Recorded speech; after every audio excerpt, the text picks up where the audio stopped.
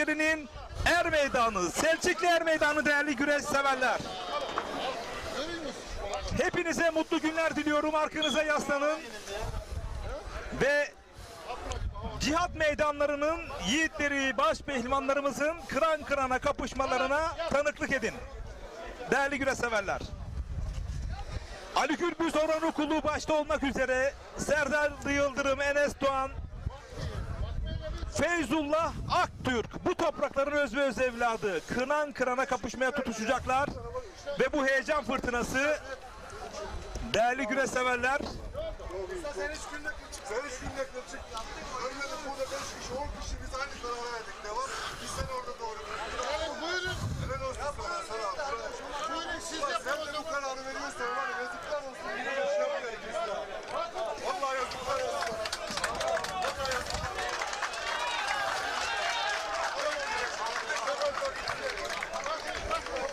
Evet değerli güreş severler, baş pehlivanlar ilk tur kurallarını çekecekler. Ali Gürbüz Orhan Okulu, Yunus Emre Yaman, Nedim Gürel birçok baş pehlivan kol bağlayıp güreş tutacaklar. Ve bu kıran kırana mücadeleleri anlatıp aktaracak olan spikeriniz ben Recep Tosun ve yorumlarıyla katkı sağlayacak olan değerli kadim dostum, yol arkadaşım Volkan Bulut. Hoş geldin Volkan. Ya hoş bulduk da yemin ediyorum yer gök insan derler ya. Ben böyle bir kalabalık mahşer yerinde görmedim yani. Mahşeri bir kalabalık var. Gerçekten bu bölge, bizim bölgemiz Akhisar, Manisa bu işi gerçekten seviyor. Gerçekten küçük bir Antalya diyebiliriz. Sen de bu toprakların öz ve öz evladı olarak merhum değerli büyüğümüz Süleyman Bulut'a rahmetle analım burada. Evet, Akhisar'ın belki de yetiştirmiş olduğu yağlı güreşe katkı sağlayan, yağlı güreşin bugünlere gelmesini sağlayan en büyük etkenlerden birisidir babam. Allah rahmet eylesin onu. Ama gerçekten çok güzel bir kalabalık var. Bu kalabalığı Antalya'da görüyoruz. Kocaeli tarafında görüyoruz ama Akhisar'da başka bir ilgi var. Sanki Akhisarlılar biraz daha bu işi bilerek izleyen bir ekip. Şu anda sese geliyor. Yayına gelen ses Ali Gürbüz'ün sesi sevgili izleyenler. Hatta Orhan Okulu da burada. Birçok baş pehlivanlar da burada. Farklı bir nokta üzerinde. Biz tepeden bakayım. Ya gel bak abi. Gel bak. Öyle bir yerdeyiz ki bugün yayında bütün incelikleri sevgili izleyenlerimize anlatıp aktarırken bir de mahrem denilen esasında tartışmaları da istemeden de olsa kulak misafiri oluyor sevgili izleyenler. Evet, evet.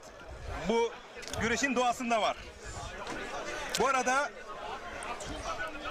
değerli güreş severler, an ve an Er Meydanı sosyal medya portalı ve sadece güreş sayfasından da güreşin hakkını verenler sosyal medya portalından da Yağlı Güreş Şampiyonlar Ligi ve Yağlı Güreş Pehlivanları sosyal medya portalından, Güreşin içinden TV sosyal medya portalından, güreşin içinden birçok sosyal medya portalından da bizleri an ve an takip edebilirsiniz. Ayrıca saat 15.00'da Dört Türk TV'de ortak canlı yayın ağına katılım sağlayacak değerli güreş severler.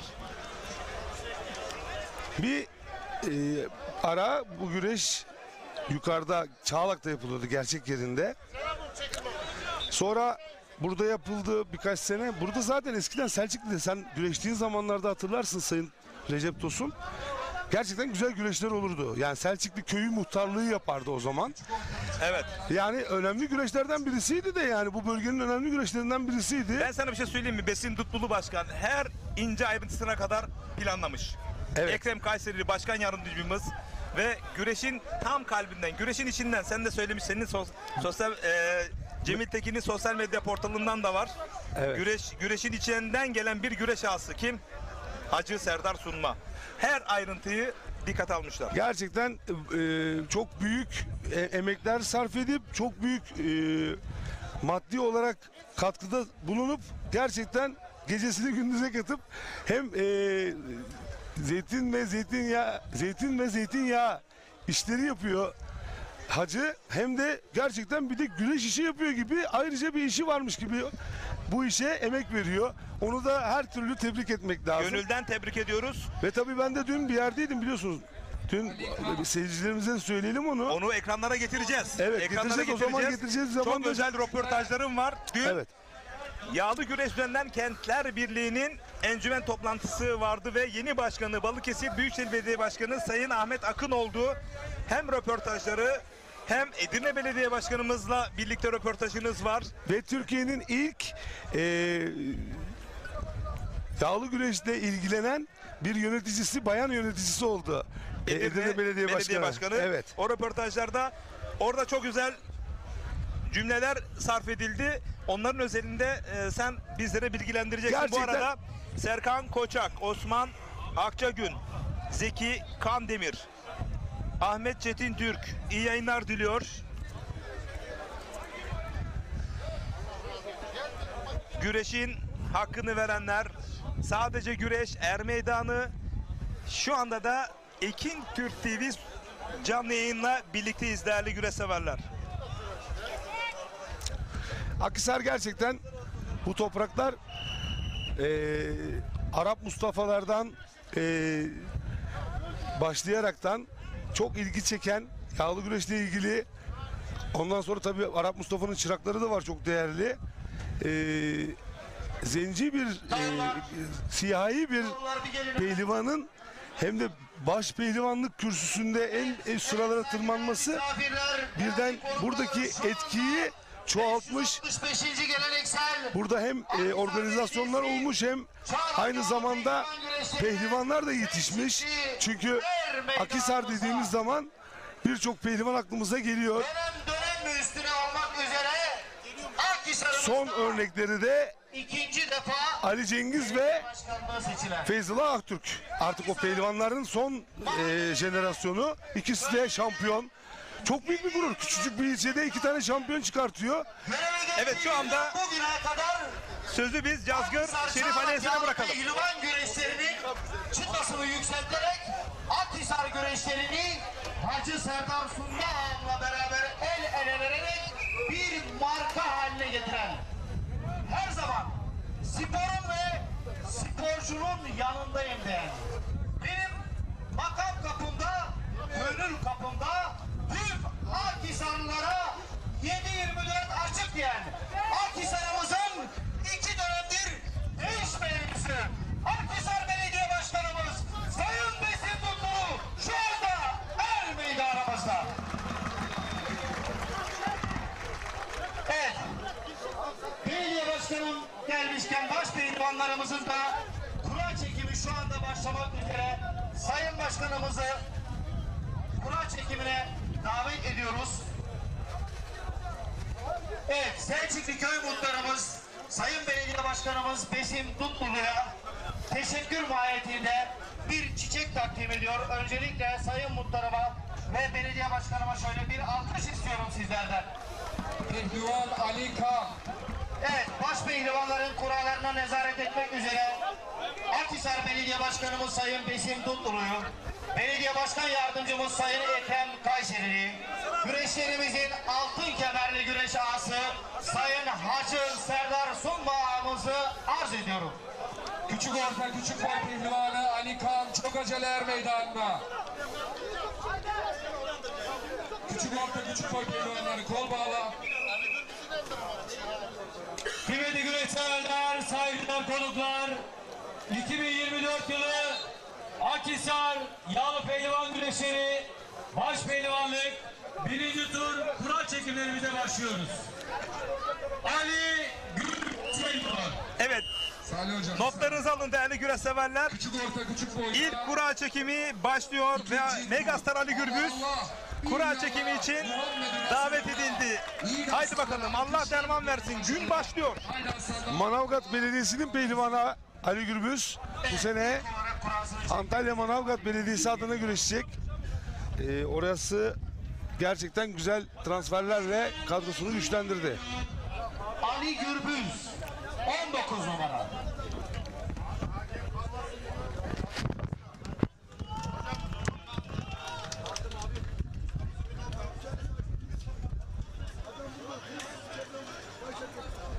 Serdar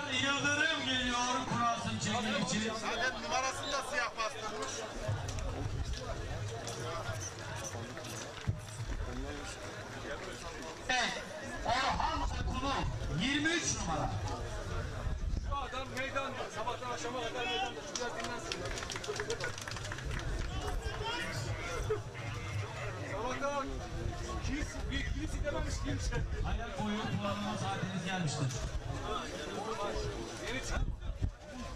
Nedim Gürel geliyor Kurarsın çekilmek için.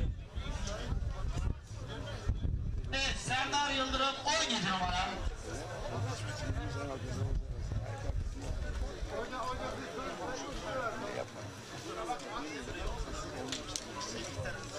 Ali İhsan Batmaz geliyor. Evet. Nedim Gürel 25 numara. Enes Doğan geliyor Kurarsın çekilmek için.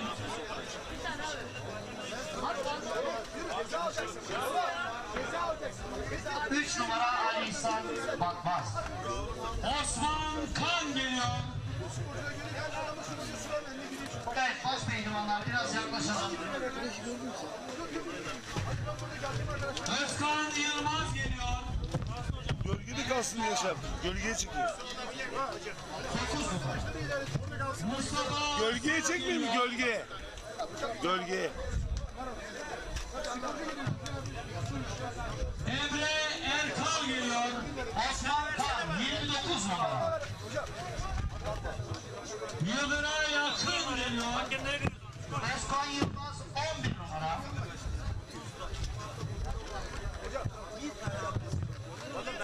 Ünal Karaman geliyor. Mustafa Aslan 15 numara.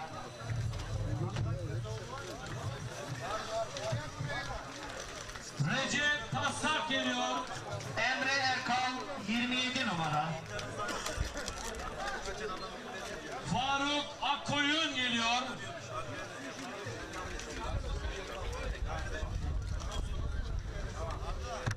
Recep Tasak 5 numara. Yalçın Öncül geliyor. Yıldıray Akın 7 numara.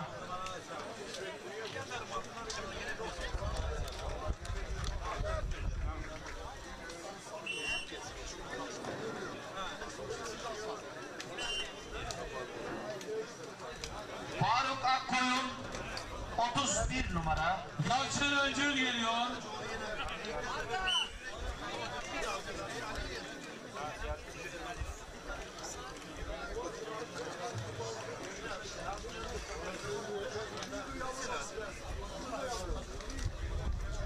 Yalçın Öncül 2 numara. Ali Yanatma geliyor.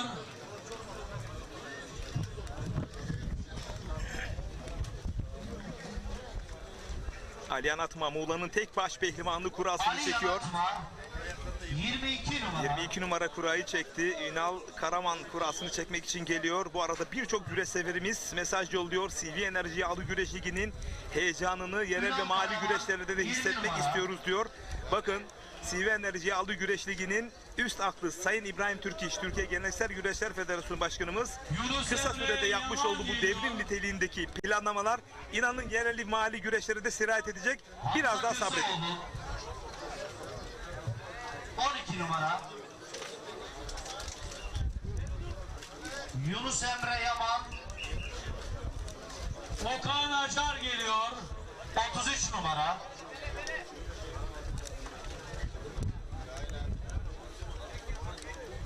Okan Acar. Feyzullah Aktürk geliyor. Okan Acar 6 numara. Kaan Kaya geliyor. Bu arada Çalı'dan Ali Akgül değerli büyüğüm iyi yayınlar diliyor. Teşekkür ediyorum. Feyzullah Kunduz'dan, Aktürk. Samsun'dan Bilal Erdemir 11 Ağustos'ta inşallah orada olacağız. Recep Çakır geliyor. Halil İbrahim Çiçek değerli güreş ağamız. Her zaman yanındayız. Ramazan Bircan geliyor.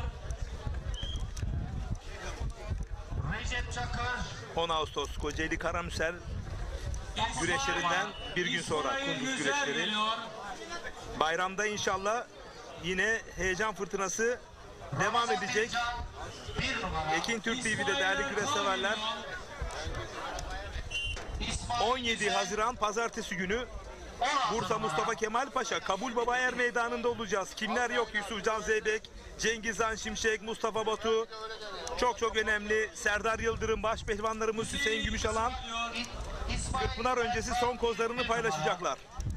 İbrahim Çoraman geliyor.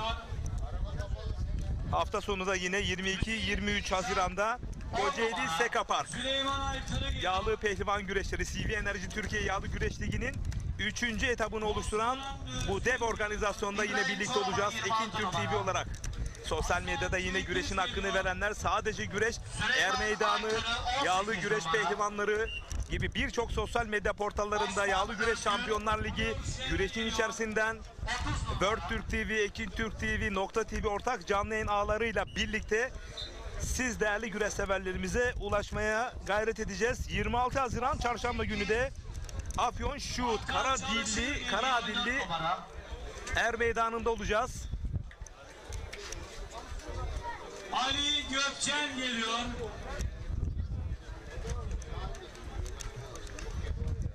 Baş pehlivanlar ilk tur kurallarını çekiyorlar. Ali Gökçen Eşleşmeleri numara. Volkan Bulut hemen anında bizlere iletecek. Evet, Onur Şenel kurasını çekiyor.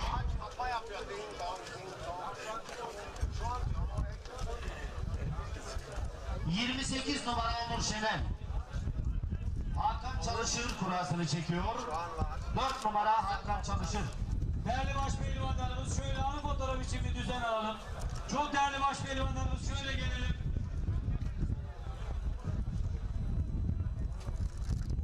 Sayın Ali Gülümüz, Orhan Okulu, değerli baş pehlivanlarımız. Hemen bu tarafa bir gelelim arkadaşlar.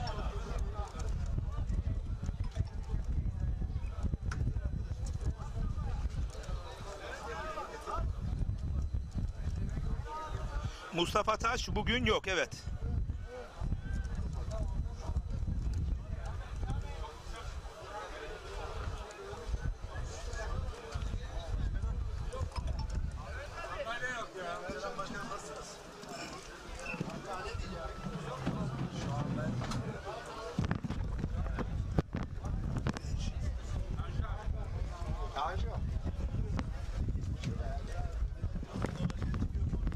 Şuraya gel şuraya.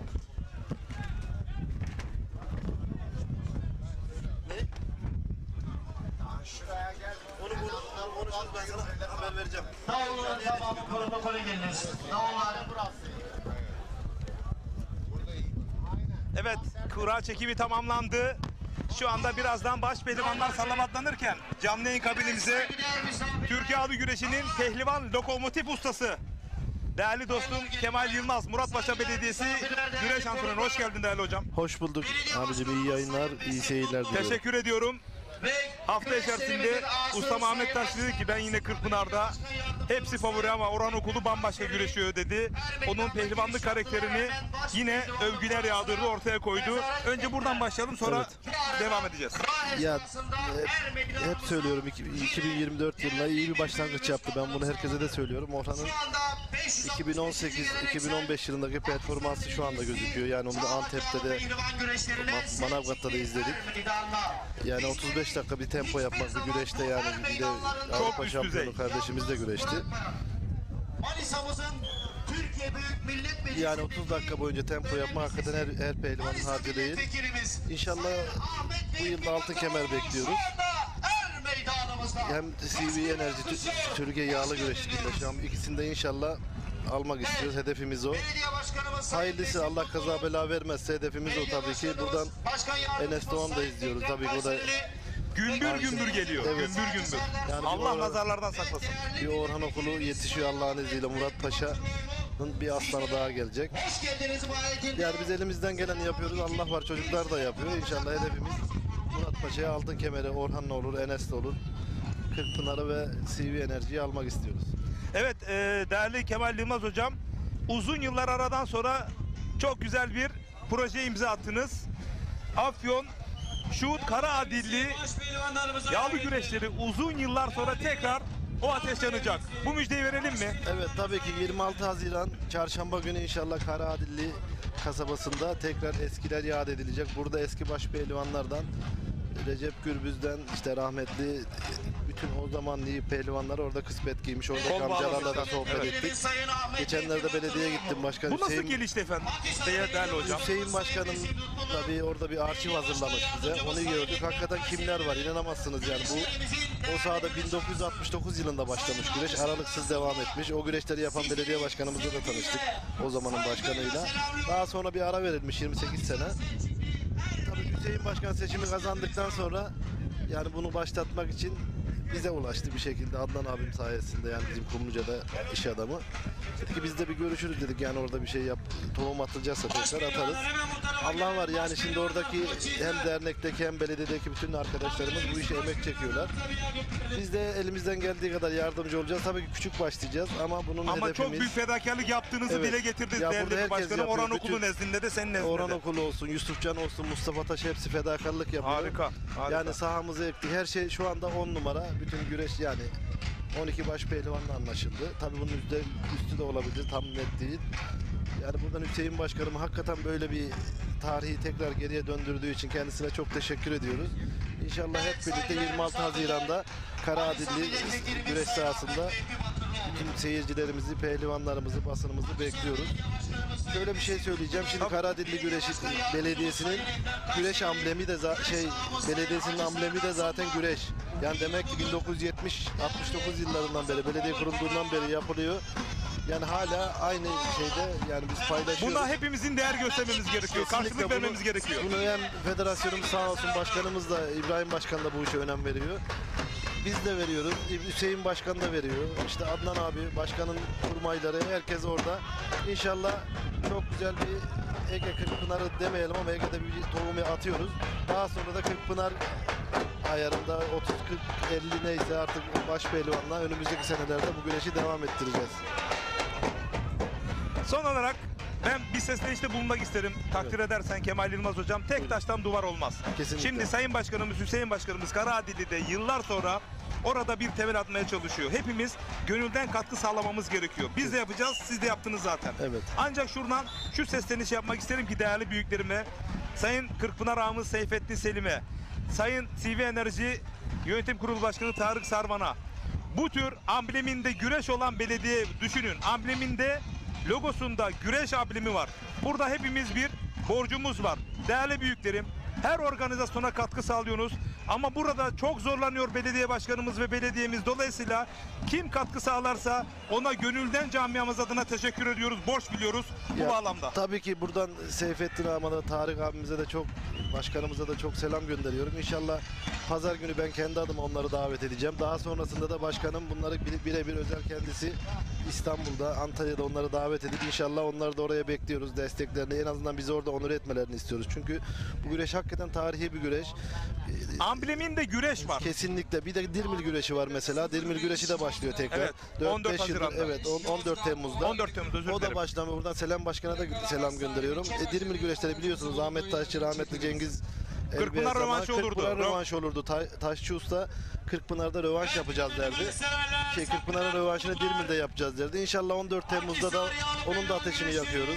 Yani bizim bunlara pehlivan olarak, antrenör olarak sahip çıkmamız lazım ki bunlar tekrar başlasın. Yani Dirmil güreşi, Kazanan Karaadilli Türk güreşi olacak. Kesinlikle. İnşallah hayırlısıyla 26 Haziran'da tekrar söylüyorum. Bütün seyircimizi, ağalarımızı, federasyon başkanımızı, belediye başkanlarımızı bu güreşe bekliyoruz. İnşallah bir ateşi yaktıktan sonra da önümüzdeki yıllarda O hak ettiği değer ve hak saygınlığı ettiği değeri yükselecek organizasyon kesinlikle. noktasında. Bu yıl herkes fedakarlık yapacak. Daha sonrasında da inşallah semeresini göreceğiz. Çok teşekkür ederim Kemal Ben Yılmaz. teşekkür ederim Sağ ol, abicim. var ol. İyi Yüreğine yayınlar sağlık. diliyorum. İyi Sağ ki ol. varsın. Teşekkürler, Evet, saygılar. sizleri baş pehlivanların salavatlamasıyla baş başa bırakıyoruz. Ali İhsan Bakmaz, Antalya Korkutli Bozova. Hakan Çalışın, Manisa Turgutlu. Antalya Korkuteli Belediye Başkanımız, Ataspor Yağlı Güreş'e değer veren hanımefendi Sayın Saniye Canan adına güreşiyor. Yine bugün burada Gönül İnşaatları Yönetim Kurulu Başkanı Sayın Ali Abay adına güreşiyor. Okan Acar, Antalya. Samsun Canik Belediye Başkanımız Sayın İbrahim Sandıkçı adına güreş yapıyor. Recep Taslak, Samsun. Kocaeli Gölcük Belediye Başkanımız Sayın Avukat Ali Yıldırım Sezer adına güreş yapıyor. Aynı zamanda Gölcüklü iş adamı Erkan Gerenç adına güreş yapıyor. Yıldıray Akın, Kocaeli Gölcük. Yalova Altınoluk Belediye Başkanımız Sayın Yasemin Pastacı adına güreş yapıyor. Kaan Kaya, Kocaeli Karamürsel. Küçük bağlama saatiniz gelmiştir. Hüseyin İyican, Manisa. Antalya Muratpaşa Belediye Başkanımız Avukat Sayın Ümit Uysal'ın pehlivanı. Bugün burada Antalya Filike'de faaliyet gösteren Erdoğan İnşaatları Yönetim Kurulu Başkanımız Sayın Emrah Erdoğan adına güreş yapıyor. 2023 yılı Tarihi Kırklar Başaltı Şampiyonu Enes Doğan, Antalya Elmalı Yuva. Ankara Büyükşehir Belediye Başkanımız Sayın Mansur Yavaş adına güreşiyor. Aynı zamanda güreşlerimizin altın kemerli güreş ağası Sunmaz Eklici Yönetim Kurulu Başkanı genç iç adamı Sayın Hacı Serdar Sunma adına güreşiyor. Hamza Köseoğlu Dadaşlar Diyarı Erzurum. Ankara Büyükşehir Belediye Başkanımız Sayın Mansur Yavaş'ın pehlivanı. Bugün burada Akhisar Güreşleri Altın Kemerli Güreş ağamız Sunmaz Eğitimcilik Yönetim Kurulu Başkanı Sayın Serdar Sunma adına güreş yapıyor. Özkan Yılmaz, Samsun. Türkiye Diyanet İşleri Başkanlığı adına güreş yapıyor. Aynı zamanda Manisa Yunus Emre Belediye Başkanımız Sayın Semih Balaban adına güreş yapıyor. Eski başpehlivanlardan merhum Yörük Mehmet'in mahdumu Ali Gökçen, Manisa Turgutlu. Balıkesir Büyükşehir Belediye Başkanı adına güreşiyor. Anadolu burada Demirtaş Hayvancılık Yönetim Kurulu Başkanı Sayın Yakup Demirtaş adına güreşiyor. 2022 yılı Avrupa Şampiyonu. Evet, şu anda milli güreşçimiz Avrupa'nın baş pehlivanı. Şampiyonu. bu toprakların öz ve evladı. Yine bugün burada Geçen hafta Şahin Bey Yönetim Kurulu Başkanı Er Meydanı'nda Hacı Serdar Sunma bence yılın sürprizine imza attı ve Orhan Okulu'yu saf dışı bırakmıştı. Feyzullah Aktürk desteklerden dolayı çok teşekkür ediyorum. anons ediliyor, salavatlanıyor Öz evladı Salih Ozan tarafından. Feyzullah Aktürk. Zonguldak'tan Hakkı Yiğit değerli büyüğümüz Evet, iyi aynen. yayınlar diliyor. Evet değerli güreşseverler, Konya Gençlik Spor İl Müdürlüğü Ömer Oğuzhan değerli büyüğüm milli güreşçilerimiz iyi yayınlar demiş. Ofisimde oğlum Ahmet Oğuzhan. Mevlana Şehri Ekin Türk TV sanatçısı programcı Suat Polat ile birlikte izliyoruz demiş. Kucak dolu sevgiler yolluyorum değerli büyüklerime, Büyük Akın Ahmet Oğuzhan'a ve program yapımcısı Suat Polat'a. Korkuteli Belediye Başkanımız Sayın Saniye Caran Hanımefendi adına güreş yapıyor.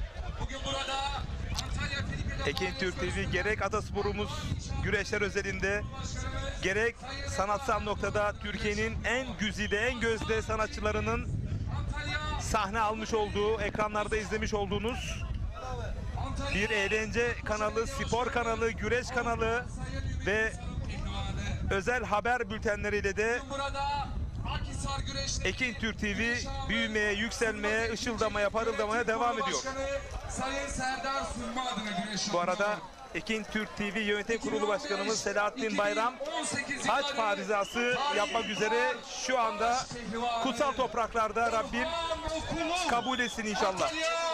Kumluca. Amin. Sakarya Hendek Belediye Başkanı Şimdi Feyzullah Aktürk az önce anons edildikten sonra bir peşref çekti. Bunu Avrupa Pamirlerinde de yaptı. Çok büyük bir gurur verdi bize. Böylelikle Avrupa'nın baş pehlivanı olarak ona bir lakap takmak istiyorum ben hesabında. Çünkü gerçekten Avrupa'nın baş pehlivanı oldu. Hepsini yendi. Çok da güzel. Dünyanın da baş pehlivan olacak. Dünyanın da baş pehlivanı İnşallah. oldu zaten. Dünya şampiyonluğu da var. Feyzullah Aktürk gerçekten her sene üstüne koyarak gelen çok değişik, hani Ve onlardan biri de Serdar Yıldırım dışında değişik anons pehlivanlar. edildi. Değişik pehlivanlar. İnanılmaz evet. bir pehlivan. Onu izlemek, onu anlatmak büyük bir heyecan. Serdar Yıldırım'ı Köyceğiz'den Sami Tokmak iyi yayınlar diliyor. Teşekkür ediyorum değerli büyüme. Türkiye'nin dört bir yanından, Avrupa'dan, dünyadan, Türkiye'nin hangi köyünden, hangi ilçesinden, hangi ilinden izliyorsanız bizlere mesaj yollayın. Sayın Alim Karaca adına güreş yapıyor. Bugün burada Akhisar'da faaliyet gösteren Ulubar Bu arada zincirinin sahibi Sayın Kocaeli Karamüsel İmam Hatip Lisesi'nden değerli arkadaşım, tam 40 yıllık dostum Osman Salim iyi yayınlar diliyor. Karamüsel'den herkese selamlar demiş. 2019 Gönülden selamlar yolluyorum değerli dostum Osman Salim'e. Baş pehlivanı TV Enerji Yağlı Güreş Ligi ikinci ayağı olan Gaziantep Şahin Bey Yağlı Pehlivan Güreşleri baş pehlivanı Antalya Manavgat Belediye Başkanımız Sayın Niyazi Yorumlarınızı, mesajlarınızı değerli güreş severler Er Meydanı sosyal medya portalı ve sadece güreş sosyal medya portallarına mesajlarınızı yollayın. Cemil Tekin şu anda Yönetim Kurulu Başkanı klavyenin başında. Yorumlarınıza, mesajlarınıza Ali Aman mutlaka cevap verecek. Güreşin hakkını verenler sosyal medya portalına da mesajlarınızı yollayın. Halit Kaya büyüğümüz iyi yayınlar diliyor Zonguldak'tan. Ankara Büyükşehir Belediye Başkanımız Saat tam 15.00'dan da itibaren Ekin Türk TV ortak canlı yayın ağına World Türk TV ortak canlı yayın ağıyla devam edeceğiz. Bu bilgiyi de vermiş olalım. Sayın Tahir Büyükakın adına güreş yapıyor. Bugün burada Güngör Tarımların sahibi iş adamı Gaziantep Şahin Bey'de gerçekten değişik bir hava vardı. yapıyor. Geçen hafta Nedim Gürel yani burası da sıcak şu anda ama burada bir rüzgar var. O rüzgar nispeten sıcağın o bunaltmasını Belediye Başkanımız en aza indiriyor. Halil Öztürk adına güreşiyor. İbrahim Çoraman Antalya Elmalı. Ankara Büyükşehir Belediye Başkanımız Sayın Mansur Yavaş adına güreşiyor. Aski Spor Kulübü'nün pehlivanı Osman Özgün Gölcük. Antalya Manavgat Belediye Başkanımız Sayın Niyazi Nefik Kara adına güreşiyor. Güreşlerimizin altın temel güreş şahsı Sunmaz Eğitimcilik Yönetim Kurulu Başkanı Sayın adına güreşiyor. 2023 yılı Tarihi Kırkpınar baş altı finalisti. Feyzullah Aktürk değişik bir pehlivan. Farklı, garip bir pehlivan. Evet. Garip ustamızın aldığı lakabı, yani değişik güreş yaptığı için verilmiş ona. Ben çok iyi araştırma yaptım. Garip Ramazan ustamıza selamlarımızı gönderelim. Tabii ki. O da bir garip yani. Bu arkadaş da çok değişik işler yapabiliyor. Geçen hafta Orhan Okulu gibi favori geçen senenin şampiyonunu çıkardı. CV Enerji Yağlı Güreş Ligi Abi şampiyonunu. evet, CV Enerji şampiyon ligi şampiyonunu çıkardı ve gerçekten büyük bir sürprize imza attı ama Antalya kimler için sürprizdi? Hanımefendi Sayın İzleyiciler için sürprizdi ama biz bu gelişimin yavaş yavaş geldiğini, üstüne koyduğunu, kamplarda aldığı besinlerle, yaptığı antrenmanlarla yağlıya da kendini hazırladığını çok iyi biliyorduk. Feyzullah Aktürk'ün ve bu sene büyük bir çıkış yapacağını inanıyorduk. Maalesef kilosu olimpiyatta olmadığı için olimpiyatta olmayan bir sporcu Feyzullah Aktürk. Aşağıya ise yağlı yapamaz. Çok ufak bir kilo olur. O kiloyla yağlı yapılmaz. Ama Yukarı son bir çıksa ayda 4 kilo almış yağlı güreşe Kırkpınar'a bütün planlamasını yapmış. tabii adaptasyon sürecini en iyi şekilde tamamlıyor. Artık pehlivanlar eskisi gibi yanlış anlama. İşte yiyelim, eti bol yiyelim. Bir tane kuzu yiyelim. Şöyle bir her şeyi gramajına kendine diyetisyenlerle, profesörlerle baş pehlivanlarından profesörlerle çalışıyorlar ve gerçekten kendilerini iyi hazırlıyorlar. Ve salavatlama için sözü biz Kırkpınar Başyazgır adaylarından değerli ustam Sabahattin Erdoğan'a bırakıyoruz. Çağlak Er Meydanı'na geldiniz koşa koşa. Görmüş olduğunuz koçizler Akhisar Çağlak Er Meydanı'nda güreş yapacaklar başa. Değerli güreşçiler, Ataspor'umuz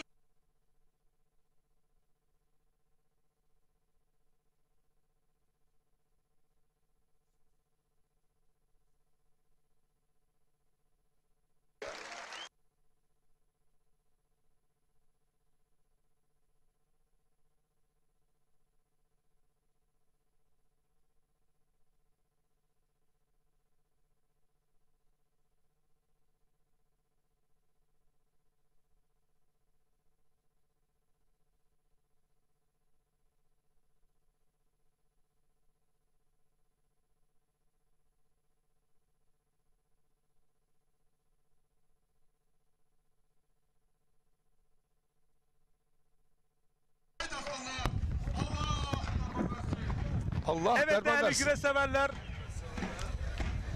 Bugün baş pehlivanlar özelinde ilk kez Allah'la nidaları yükseldi. Cazgır Sebahattin Erdoğan sesiyle biz de Allah derman versin diyoruz. Yiğitlerimize İzmir'den eski baş pehlivan Sökeli Mehmet Keçe Atak iyi yayınlar diliyor. Pehlivan kardeşlerime başarı dileklerinde bulunuyorum diyor. Ve eşleşmeler ilk turda. Bakalım kim kimle eşleşti? Kimler kimlerle güreşecek? Tam 33 baş pehlivan ilk turda. Mega Sarali Gürbüz ekranlarda, eşleşmeleri de şimdi Volkan Bulut'ta. Evet, Ramazan Bircan bir numarayı çekti. Yalçın Öncül'le ses kesiliyormuş bu arada, haberiniz olsun.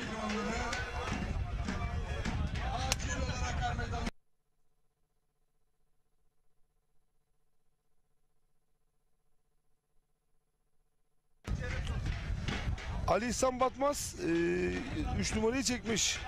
Hakan Çalışır'la eşleşti. Recep Taslak Okan Acar'ı çekti. Yıldır'a yakın Kaan Kaya'yı, Enes Doğan Hüseyin İyican'ı çekti. O da bu bölgenin sporcusu, Manisalı Turgutlu Hüseyin İyican. Özkan Yılmaz, Hamza Köseoğlu mücadelesi belki bu turun en dikkat çeken mücadelesi olabilir mi? Recep Tosun. Olabilir. Evet, çok güzel bir mücadele izleyip bunu muhakkak dörtlü ekrana alırız diye düşünüyorum. Ali Gökçen Feyzullah Aktürk'le mücadele edecek. Feyzullah Aktürk muhakkak kendi evinde, kendi seyircisi önünde Baş pehlivanlarımızı Er Meydanı muhakkak favori, ama Ali Gökçen de babasına güreş yapar. Onu da söylemek isterim. Mustafa Arslan İsmail Güzel'le eşleşti. Serdar Yıldırım Süleyman Aykırı'yla, Ali Gürbüz Ünal Karaman ile eşleşti. Bu da ciddi güzel bir eşleşme.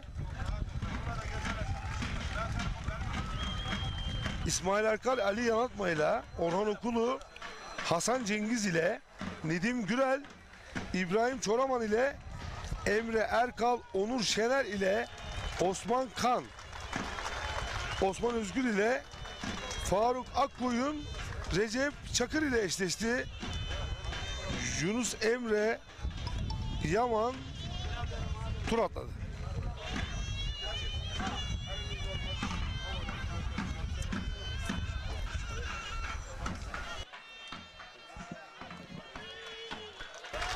...33 baş pehlivan kol bağladı.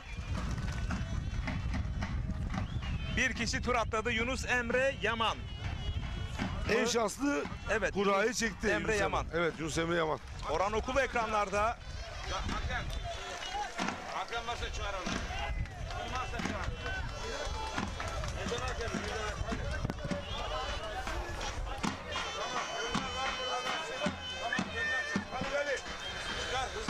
Evet sevgili izleyenler, gerçekten güzel hazırlanmış bir er meydanı.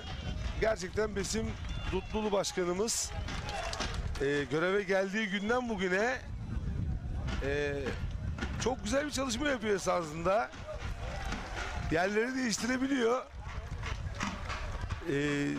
2 sene önce daha başka yerde de yaptı. Manisa'nın Akhisar'ın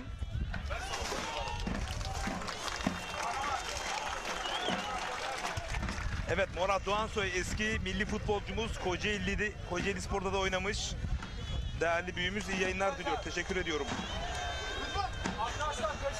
artık yavaş yavaş pehlivanlar Kırkpınar'a ısınıyor.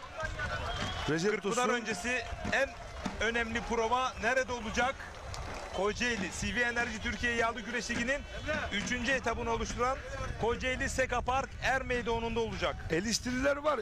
Kırkpınar'a 15 gün kala lig güreşi olmamalı. Bence artık bundan sonra alışmalı. Her hafta belki lig güreşi olacak. İlerleyen yıllarda pehlivan yavaş yavaş bu işlere adaptasyon sağlamalı. 2 hafta çok büyük bir süre, çok uzun bir süre, çok da kısa bir süre. Ama bu işler artık yavaş yavaş İbrahim Türk İş Başkanım'la beraber rayına oturmaya başladı diyebiliyor muyuz? Kesinlikle. Evet, güreşler Kesinlikle. başladı. Sol üst köşede Ali Gürbüz, Ünal Karaman.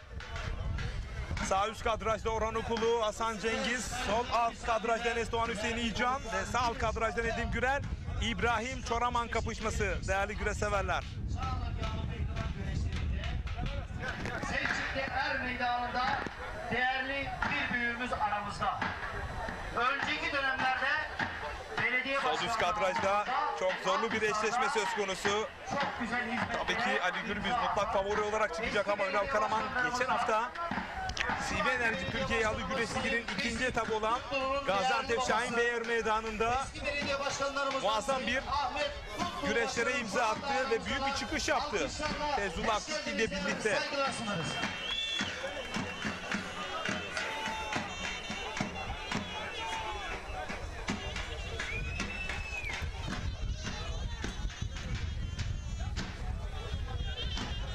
Gerçekten güzel bir rüzgar var. Bu havada istenilen bir rüzgar bu. Tabii rüzgarın sesi de sizlere geliyor. Ne kadar engellemeye çalışsak da rüzgar süngerleriyle bunu. Sevgili izleyenler, şu anda Ali Gürbüz'e Ünal Karaman kastaklardan yaklaşmaya çalıştı. Ali buna izin vermedi. Türkiye Adı Güreşi'nin megastarı Ali Gürbüz sol üst kadrajda Şahin Bey Er Meydanı'nda adeta doktrin ortaya koydu. Ben buradayım. Ben olduğum sürece altın kemerin en büyük favorisiyim. Kimse buna tevessül etmesin, iddialı bir duruş ortaya koydu. Yani doğruyu söylemek gerekirse güzel kurallarda çekti Ali Gürbüz. En fazla güreşi final güreşi oldu. Yaklaşık 15-20 dakika sürdü. Ama ondan önceki güreşleri 5'er dakikada yenip hemen dinlenmeye geçen ilk pehlivan oldu Ali Gürbüz. Bakalım burada bugün o performansını devam ettirebilecek mi, yoksa daha ilk turdan Ünal Karaman gibi her şeyi yapabilir, her an her şeyi yapabilir bir pehlivanla eşleşmesi Ali için bence handikap. Diğer tarafta Orhan Okulu, Hasan Cengiz eşleşmesi de çok ilginç bir eşleşme. Hasan Cengiz gerçekten tabiri caizse o esnekliğiyle böyle bir sakız yapışır ya elinize böyle ve ona sıcakta atmak istersiniz, kurtulamazsınız bir türlü. Öyle bir pehlivan. Orhan Okulu da tam tersi dozer gibi rakibini süren bir pehlivan. O da çok ilginç bir eşleşme. Enes Doğan Hüseyin İyican özelinde Enes Doğan'ın Hüseyin'le o gençliğin vermiş olduğu enerjiyle Hüseyin de artık son yıllarını yaşıyor. Artık kabul etmemiz lazım. Bence favorisi Enes Doğan alt sol kadrajdaki güreşi ve belki de ilk bitecek güreşlerden diyebiliriz. Ama memleket senin olunca biraz güreş yapmaya teşvik ediyor. Hüseyin de onları kullanıyor. Nedim Gürel İbrahim Çoraman eşleşmesinde de yani Nedim artık İbrahim Çoraman gibi güreşi bilen ve altçılığıyla üstçülüğüyle dirençli bir pehlivana karşı Nedim Gürel'i de favori görüyorum ama tabii burası er meydanı. Evet, katılıyorum, tespitlerin için teşekkür ediyorum. Ünal Karaman sol üst kadrajda çok hareketli başladı. Ali Gürbüz'e mental mesajlarını yolluyor. Paça ve kasnakları yapmış olduğu hamleler doğrultusunda bakalım Ali Gürbüz bu yapmış olduğu hamlelere karşılık ne tür bir hücum taktiği ortaya koyacak. Bir de rüştünü ispat etme var. Yani Ünal Karaman burada Ali Gürbüz'e diyecek ki ben sana güreş yapıyorum. Ben sana direniyorum. Ben seninle kapışıyorum. Ben varım diyecek. Onun mücadelesi var burada.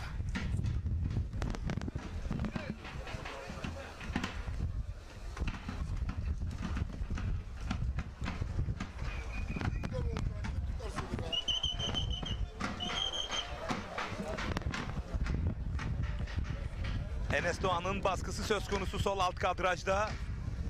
Türkiye adı güreşinin parlayan yıldızı, umudu, her şeyi Enes Doğan ve Orhan Okul Hasan Cengiz'i bastırdı. Takım arkadaşı ama Orhan Okul affetmiyor kim olursa olsun. Bu arada Nedim Gürel sağ alt kadrajda İbrahim Çoraman'ı her an sırt aşağı bir yeniş yapabilirdi. Toparlandı. Güreş yerde devam ediyor. Hem sağ üst hem sağ alt kadrajda. Evet, sol alt kadrajda da Enes Doğan bastırdı rakibini. Sağ alt kadrajda Nedim Gürel biraz uzakta kaldı. Bir kas kanadı her an çıkartabilir. Süleyman Aykırı tam önümüzde kaldı. Serdar Yıldırım'la iki hemşeri güreşiyor. Evet, bakın sağ alt kadrajda her an bir kas kanadı gelebilir Nedim Gürel'den.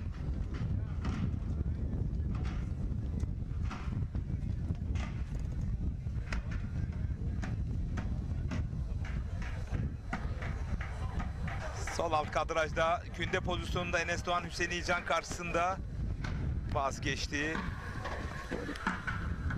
Sağ üst kadrajda Orhan Okulu da her an bir iç kazık ters paça yapabilir. Sağ üst kadrajda evet. Sağ üst kadrajda Orhan Okulu her an diğer güreşte evet bu güreşte her an sonuç çıkabilir. Paçayı aldı. İç kazıkta.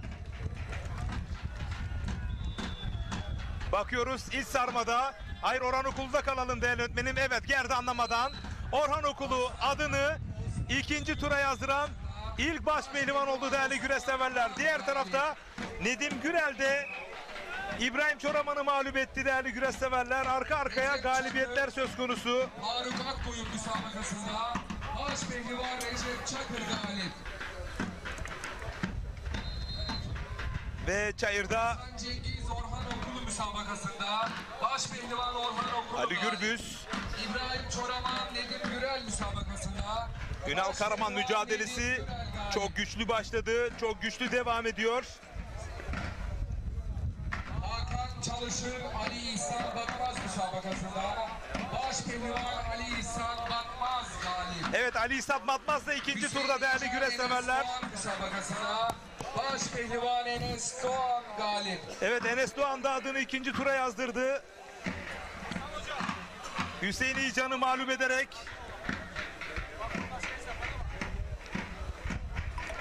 Emre Erkal Onur Şenel müsabakasında Hamza Köseoğlu, Özkan Yılmaz mücadelesi de var. Sağ üst kadrajda evet. O mücadelede ilk turun sol alt kadrajda mı? Evet. Sol alt kadrajda, sağ üst kadraj aynı. Sağlık görevlilerimiz er meydanına müdahale. Özkan Yılmaz, Hamza Köseoğlu, Ali Gürbüz, Ünal Karaman mücadelesi. İlk turda çok zorlu eşleşme değerli güreş severler. Ali Gürbüz şu ana kadar tempoyu stabil tuttu. Ünal Karaman da tüm hamlelerine karşılık verdi.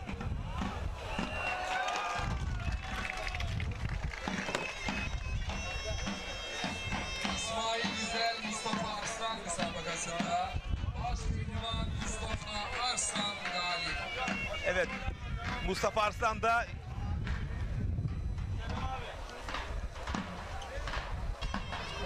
İsmail Güzel'i mağlup ederek adını ikinci tura yazdırdı. Sol üst kadra, sağ alt kadrajda Süleyman Aykırı, Serdar Yıldırım. Sol alt kadrajda Muğla'nın tek baş pehlivanı Ali Yanatma.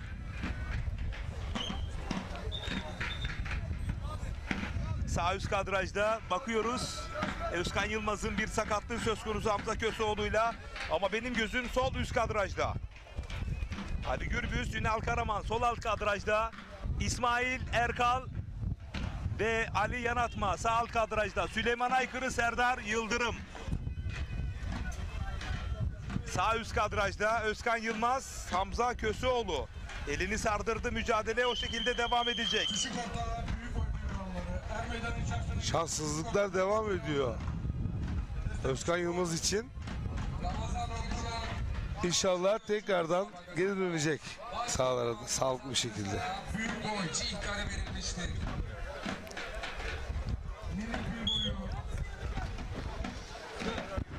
Mustafa'nın boyu ve ayak boyu pehlivanları daha hazırlanarak er meydanına yapacak. Çorum'dan Alparslan Sinan iyi yayınlar dilemiş. Almanya'dan Ünal Yılmaz. Küçük orta büyük boy.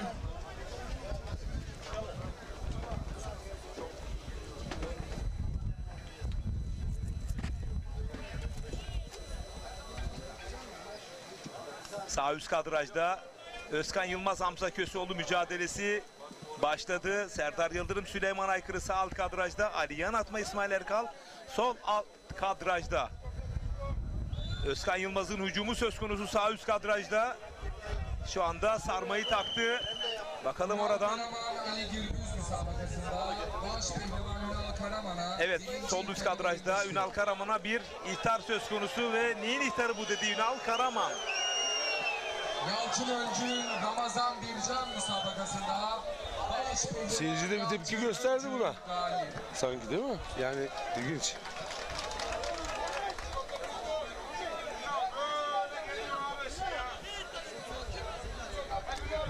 İtirazlarına devam ediyor Sağ Ünal üst Karaman. kadrajda Özkan Yılmaz'ı yaydırmak istiyor Hamza Köseoğlu'nu. Ünal Karaman'ın da itirazı söz konusu. Tamam da bir işlerle güreş bitiyor. Devam et.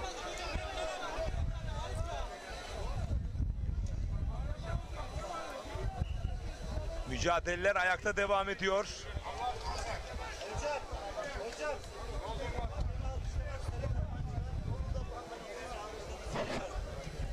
Okan Acar, Recep Paslak müsabakasında Özkan Yılmaz künde pozisyonunda paçaya doğru. Evet, kündeye kaldırıyor. Bakalım deneyecek mi? Sol alt kadrajda Ali Yanatma, İsmail Erkal. Küçük orta büyük boy acil olarak er meydanına geliniz. Ali Gürbüz, Ünal Karaman. Burası Manisa, Akhisar, Selçikli, Er Meydanı değerli güreş severler.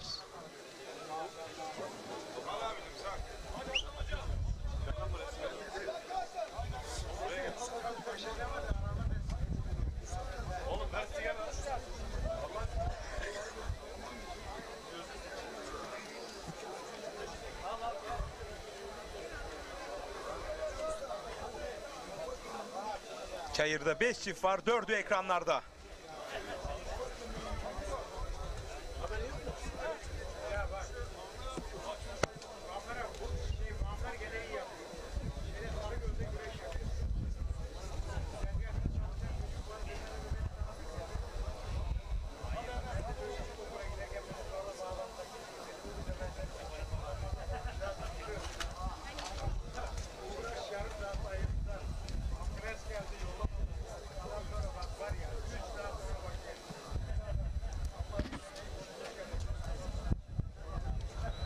Serdar Yıldırım da güreşi bindirdi Süleyman Aykırı'ya. Sağ alt kadrajda. Bakın görüyorsunuz sevgili izleyenler. Kasnak elde. 1 dakika rakibini durdurmuyor. Serdar Yıldırım, Türkiye adı güreşinin umudu, parlayan yıldızı.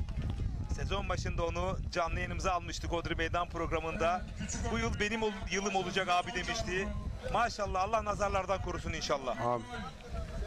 Sağ üst kadrajda da bakın Özkan Yılmaz, Hamza Köseoğlu. İkisi de Ankara Aski Spor Kulübü'nün baş pehlivanları ama kıran kırana güreş yapıyorlar. Helal olsun iki baş pehlivana da. Pehlivanları ikinci tur kurallarınızı çekmek üzere cetvel Tam birbirlerine böyle antrenman olsa bunun ikisi ne yaptırırım ben antrenman. Gerçekten güzel bir şu anda Tek daldı Hamza Köseoğlu. Ünal Karaman'da inanılmaz bir yükseliş var ya. Gerçekten bugün yaptığı Ali'yi yanaştırmadı yanına. Geçen hafta da CV Enerji Türkiye Yağlı Güreş Ligi'nde de puanlar topladı bayağı. Çeyrek finale kaldı. Çeyrek finale kaldı ve çeyrek finalde de hani inanılmaz bir güreş çıkardı. Yani demek ki bakıyor kendine. Bu arada Serdar Yıldırım ve Süleyman Aykırı mücadelesinde güreş yere indi. Sağ alt kadrajda. Süleyman Aykırı bastırdı Serdar'ı. 3 güreşte yerde değerli güreş severler. 3 mücadelede yerde. Ali Gürbüz Ünal Karaman mücadelesi ayakta başladığı gibi devam ediyor. Süleyman Aykırı sağ alt kadrajda. Serdar Yıldırım'ı iç kazık ters paçayla mağlup ederek o da adını ikinci tura yazdırdı. Serdar Yıldırım'ın Şahin Beyer Meydanı'nda sol dizinde bir esneme söz konusuydu. Allah Allah illallah Muhammedur Resulullah. Feyzullah Aktürk mücadelesi var uzak kadrajda. Serdar Yıldırım mücadelesinin kamerasını oraya çevirebiliriz değerli yönetmenim. Müsabakasında baş pehlivan Süleyman Aykırı. Feyzullah Aktürk, Ali Gökçen mücadelesi. Evet. Evet. Bir Şimdi bir süplex. suplex. Bakalım Oldu evet mu? havada açtı. Ama o nasıl bir süplex? Tekrarını alacak mıyız değerli yönetmenim?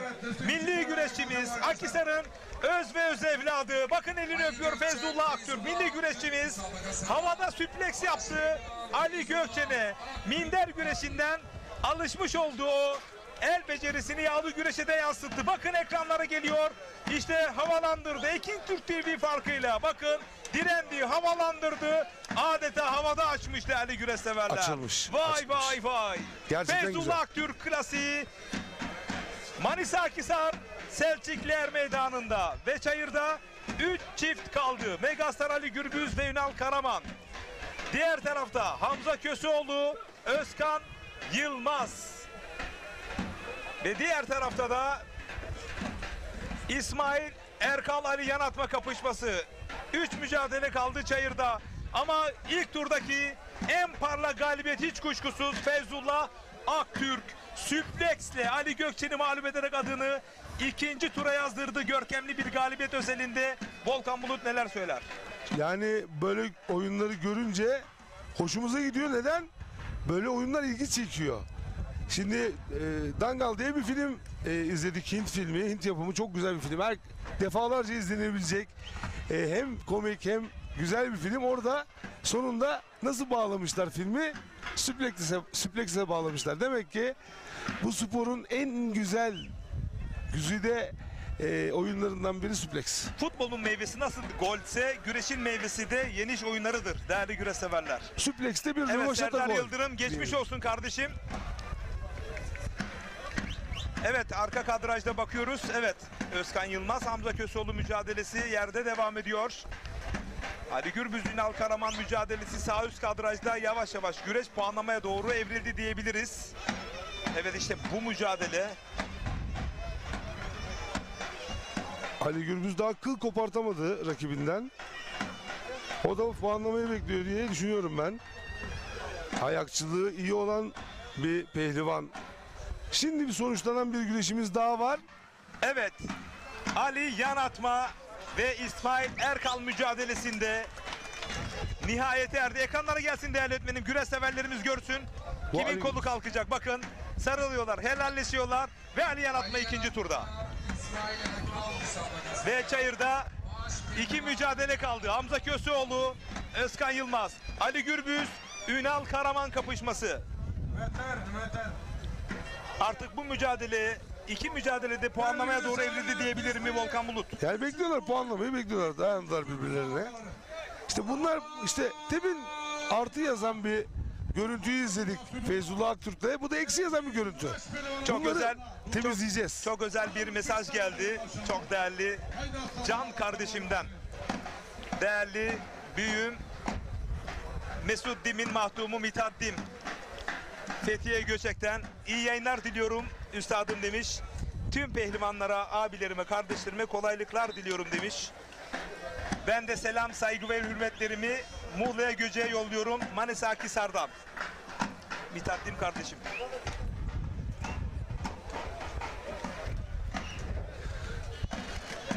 Fethiye Karaçula güreşleri sezonun bence CV Enerji Yağlı Güreş Ligi'nin dışında ama çok üst seviyede yapılan bir organizasyon olarak bu yıl içerisinde tarihteki adını yazdırdığı, hakikaten Alim Karaca Fethiye Belediye Başkanımız ve tabii ki Ali Yanatma.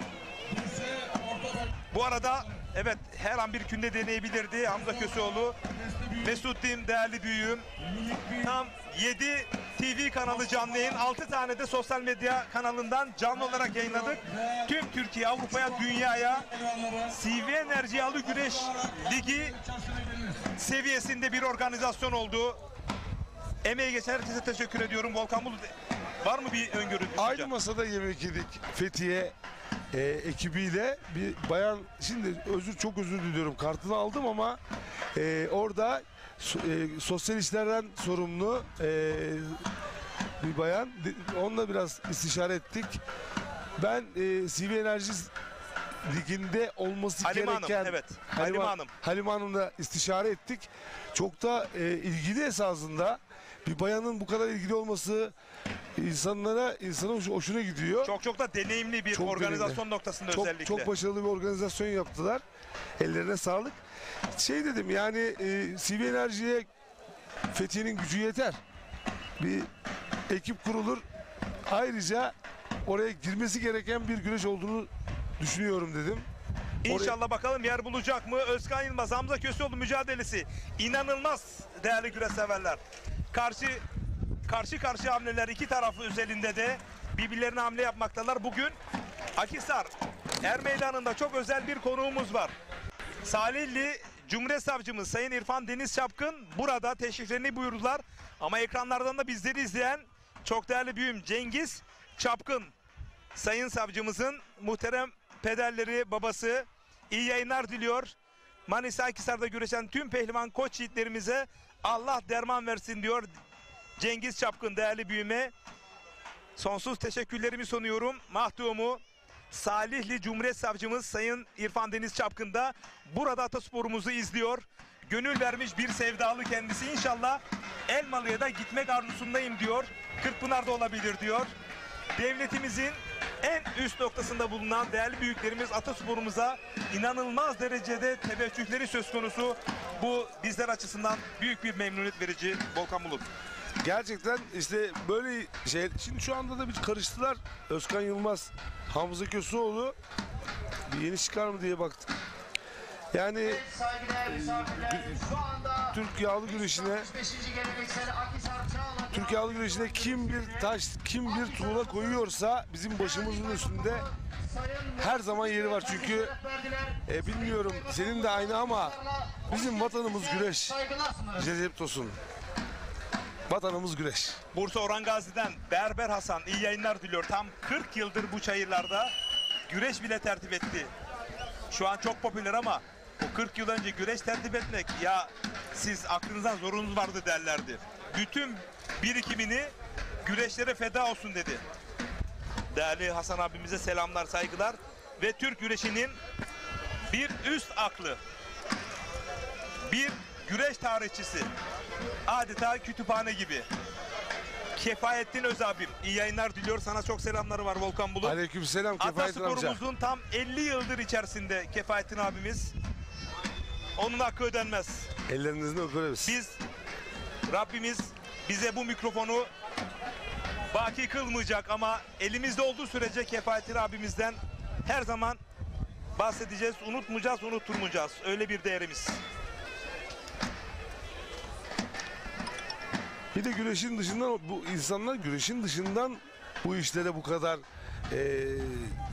önem veriyor ve mesai harcıyor. Ali güreş hocamız var Manisa. Bu arada araya gireceğim ama daha henüz güreşler devam ediyor. Puanlama anonsu gelmedi. Sevgili Kefayettin abim, Ameliyat olma nedeniyle hastanedeyim. Hastanede izliyorum şu anda demiş. Oo, çok Tek geçmiş tesellim olsun. güreş demiş. Çok Rabbim geçmiş olsun. acil şifalar versin Kefaettin abim. Acil şifalar versin. Amin inşallah. Ali Güreş hocamız var bir de. Aydın Adnan Menderes Üniversitesi Spor Bilimleri Fakültesi'nin dekanı kendisi. Gerçekten yani atletizm altyapılı, atletizmle uğraşan bir hocamız. Hani milli takıma kadar yükselmiş bir hocamız Bu arada ama baş pehlivanların puanlama anonsu yapılmadı ama çağrılıyorlar. Baş pehlivanlarımızın puanlama Evet. saati gelmiştir. Evet, MHK Başkan Vekilimiz Servet Yıldız, baş pehlivanların salavatlamasında şu anda puanlama anonsu istedi ve hemen cazgırlarımız buna uydu. Çok deneyimli MHK üyelerimiz, kula hakemlerimiz söz konusu. Mükerrem Kıyı, Ege Bölgesi sorumlusu Nail Kurt burada, Enver Erişti burada, Reşat Turgut burada. Bakıyorum Ramazan Yarar, Hasan Tuna, Hasan Gündoğdu. Çok deneyimli kule hakemleri burada.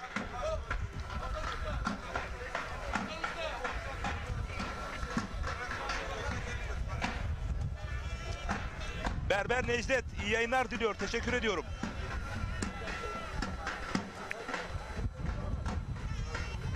Yorumlarınızı işte bakın Feyzullah Aktürk'ün o fantastik süpleksiyle güne çok hızlı başladı. Günü bu şekilde bitirebilir mi? yani çok formda. Volkan Bulut. Çok formda. Aşırı yani buraya sanki adapte olmuş. Önce Akhisar'ı bitiririm ondan sonra Kırkpınar'a gidelim demiş. Yola çıkmış gibi. Allah Allah illallah. Evet işte son anlar ekranlarda. BBR prodüktörlüğünde Fatih Bedir farkıyla izliyorsunuz. CV Enerji Adı Güreş Ligi'nin de prodüksiyonunu yapan çok deneyimli. Tam 8 yıldır birlikteyiz bu çayırlarda. Evet Ali Gürbüz'de Özkan Yılmaz şu anda ekranlarda. Çayıra doğru geliyor. Ünal Karaman Ali Gürbüz mücadelesi başlayacak. Bir ihtarla puanlamaya başlayacak Ünal Karaman. Nasıl bir taktik hesaplıyor acaba kafasında Ali Gürbüz? Gerçekten karşısında aşılması zor bir hedef var. Şunu söyleyeyim zor başladı gün Ali Gürbüz. Çok zor başladı. Ünal Karaman Çekilebilecek en kötü en turda. zor, kötü demeyelim zor. Ya kötü yani onun için kötü yani. Peki.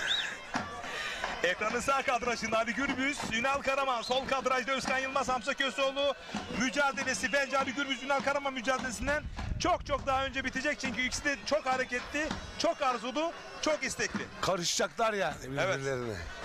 Hemen silahlarını ateşleyecekler. Evet düdük çaldı. Çorumlu Hüseyin bu mücadeleyi yönetiyor. 5 numaralı çayır hakemi. Hüseyin Kahraman. Ali Gürbüz mücadelesinde Sezen Kahraman yönetiyor. Evet. Ama akrabalık yok.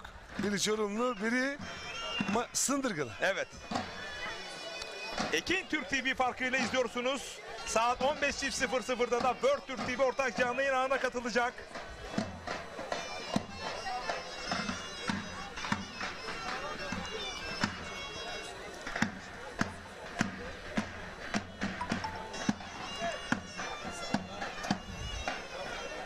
Ünal Karaman'ın bir ihtarı söz konusu. Özkan Yılmaz mı, Hamza Köseoğlu mu? Ali Gürbüz mü, Ünal Karaman mı? Burası Akhisar. Akhisar Selçukluer Meydanı değerli güreş severler. Yani Ünal şimdi puanı verse de rüştünü ispatladı. Ama her şeyi de yapabilir. Hamza Köseoğlu bir dalış gösterdi. İki Aski Spor Kulübü'nün baş pehlivanı Ankara Büyükşehir Belediye Başkanı Sayın Mansur Yavaş'ın baş pehlivanları çayırda kıyasıya kapışıyorlar. Özkan Yılmaz, Hamza Köseoğlu. Ünal Karaman da Aski Spor Kulübü'nün baş pehlivanı. 3 Evet, Aski Spor evet. Kulübü baş pehlivanları puanlamada. Ali Gürbüz göğüs çaprazından budamak istedi koltuk altından. Ünal Karaman'ın hemen o açıyı kapattı. Çok tecrübeli, çok.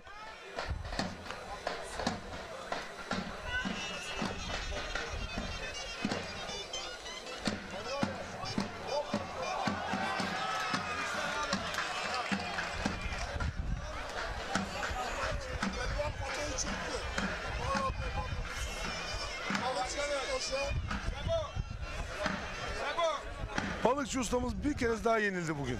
Geçen hafta da sanki 2 haftadır sırt aşağı gidiyorsunuz.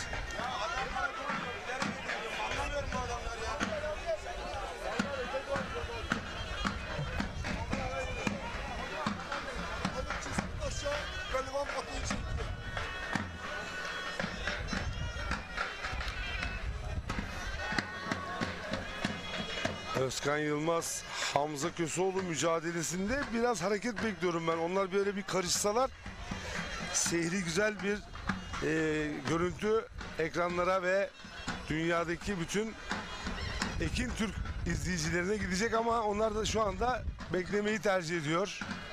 Şimdi bir Bir yalancı dalış gösterdi Hamza Köseoğlu. yalancı dalış. Göstermelik diyelim. Göstermelik de diyebiliriz. Yalancı demeyelim. Kandırıkçı. Çocuklara yalancı demiyormuşuz. Yalancı demiyormuşuz. Çünkü çok etkileniyormuş. Bu da çok ince bir bilgi olsun. Aynen. Kandırıkçı diyormuşuz.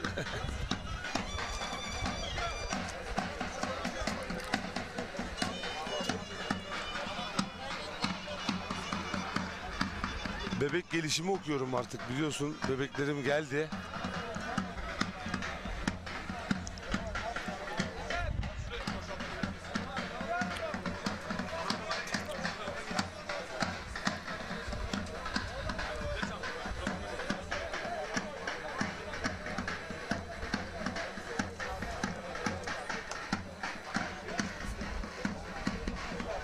Manisa Akhisar Selçukluer Meydanı'nda Orhan Okulu ikinci turda değerli güreş severler.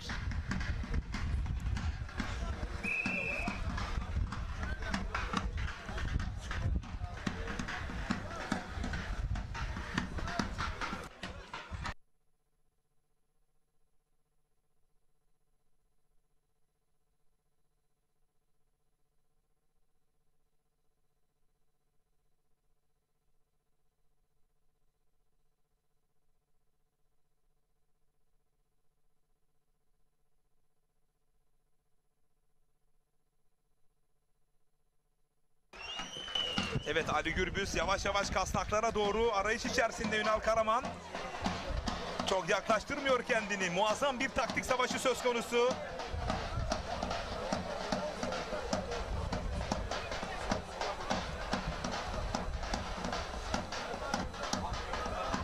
Şimdi bir puan çıkabilir mi oradan?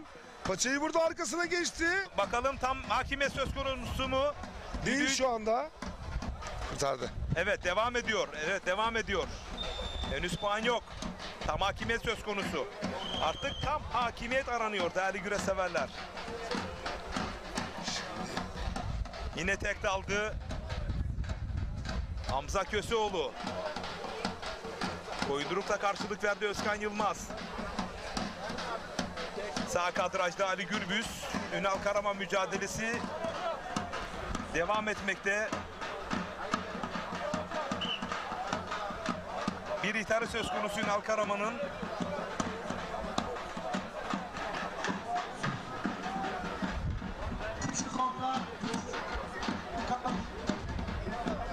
Mustafa Borucu, Acı Olakan Meydan'da.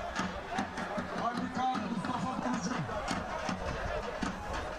Ali Gürbüz açık arıyor.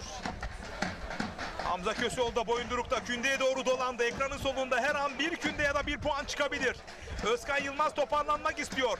Belini kavrayabilecek mi? Paçayı bırak. Bak, kavradı, bastırdı, blok etti ve Hamza Köseoğlu ikinci turda. Hamza Köseoğlu'dan Ali. Tek kuzu paçasıydı. O paçayı da bıraktığı anda zaten puanı vermiş oldu. Özkan Ama Yılmaz. her halükarda da Özkan Yılmaz her şeyini ortaya koydu. Yavaş yavaş geliyor Özkan Yılmaz yine. Form grafiğini yükselttiği takdirde Seka Parker Meydanı'nda dengeleri değiştirebilecek bir baş pehlivan Özkan Yılmaz. Tabii ağır bir sakatlık atlattı. Ondan sonra gelen bu iki güreşte biraz da adaptasyon sürecini Çayırda tamamlıyor. tek bir mücadele kaldı. Megastar Ali Gürbüz ve Ünal Karaman mücadelesi. Kasnaklara indi şimdi. Ali sağ eli kasnakta. Ünal kurtarmak istiyor kasnağı. Bu arada baskısını arttırdı Ali Gürbüz. Adım adım baskısını arttırdı Ünal Karaman. Ali Gürbüz'ün bu atağını savuşturdu. Gelmediğin takdirde hakkın zayi olacaktır. Düdüğü çaldı Sezen Kahraman. Tekrar mücadele ortada başladı.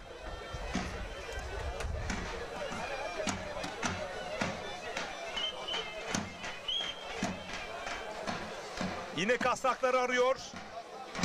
Ali Gürbüz kasnağını kaptırmadı. Ünal Karaman. Bir kez daha sol eliyle kasnağa uzandı. Ünal Karaman da kasnaklarda. Kasnağını kurtarmak istiyor. Ali Gürbüz küçüldü oralardan. Kasnağı bırakmıyor. İnat etti. Bakalım bir koltuk altı ya da paça hamlesi söz konusu olacak mı? Sağ eli kasnakta. Sağ ayağıyla da çangalı takmak istiyor. Koltuk altından boşalttı. Kündeye dolandı. Ali Gürbüz'den bir künde. Vay vay vay. Son künde bükücü Ali Gürbüz yakaladı ilk fırsatta. Puan alması bile yeterliydi ama künde atmak yağlı güreşin en güzel ögelerinden, oyunlarından biridir dedi. Ve Ali Gürbüz o en iyi yaptığı oyunuyla kündeyle Ünal Karaman'ı mağlup ederek adını ikinci tura yazdırdı.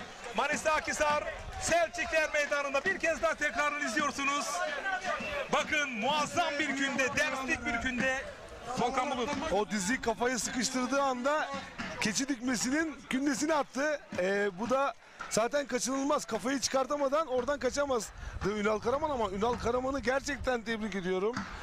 Gerçekten rüştünü ispatladı Ali'ye. Ben sana güreş yapıyorum dedi, yaparım dedi. O mesajı gönderdi. Puanlama saati gelmişti. Tekrar geliyor ekranlara sevgili izleyenler.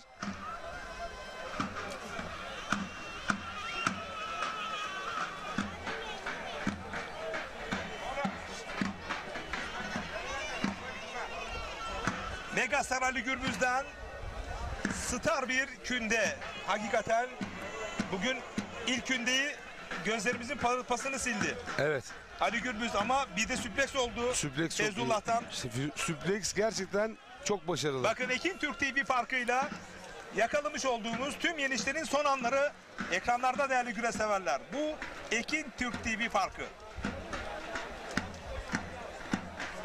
Son anlar ekranlarda. Sigorta küçük boy pehlivanı. Ege Üniversitesi Hastanesi'nde görevli Hakan Saraç kardeşim bana selam göndermiş. Aleyküm selam diyorum. Hakan kardeşim iyi görevler. Bak süpleksi tekrardan ekranlara getirdi. Değerli yönetmenimiz Fatih Bedir. Böylelikle ilk tur güreşleri sona erdi sevgili izleyenler.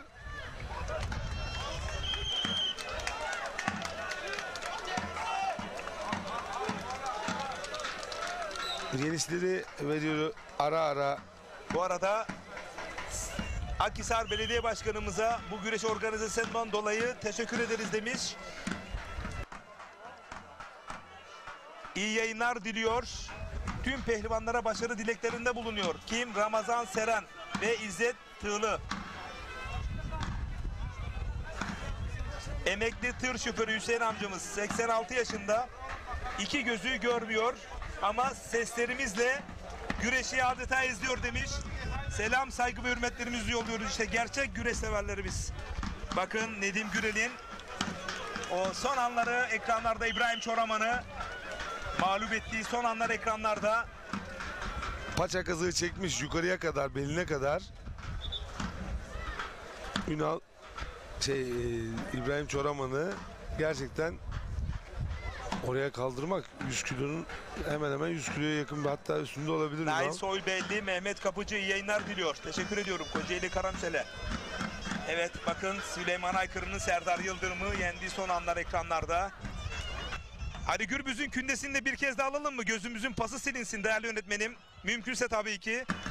Kısa bir reklam arası vereceğiz çünkü hiç kopmadan tekrar baş pehlivanların ikinci tur kurallarıyla birlikte olacağız. Çünkü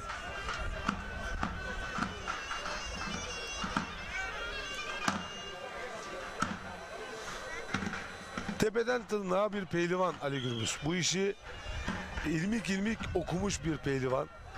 Tepeden tırnağa derken elense vuruyor. Koltuk bakın, altı geçiyor. İşte son anlar ekranlarda bakın sağ eli kasnakta, sağ ayağını takmak istedi. Bir anda boşa düşürdü bakın. Önüne çekiyor rakibini. Bakın bu hareket çok özel bir hareket. Bir anda bütün stratejisi bozulan Ünal Karaman ne yapacağını şaşırdı ve oradan kündeye dolandığı gibi net bir galibiyetle Megastar Ali Gürbüz adını ikinci tura yazdırdı. Evet Kısa bir reklam arası verelim. Çok kısa, sadece 3 dakikalık. Kısa bir reklam arası, daha sonra tekrar Manisa Akhisar Selçuk Değer Meydanı'nda Ekin Türk TV'li ekranlarında birlikte olacağız. Bizden ayrılmayın.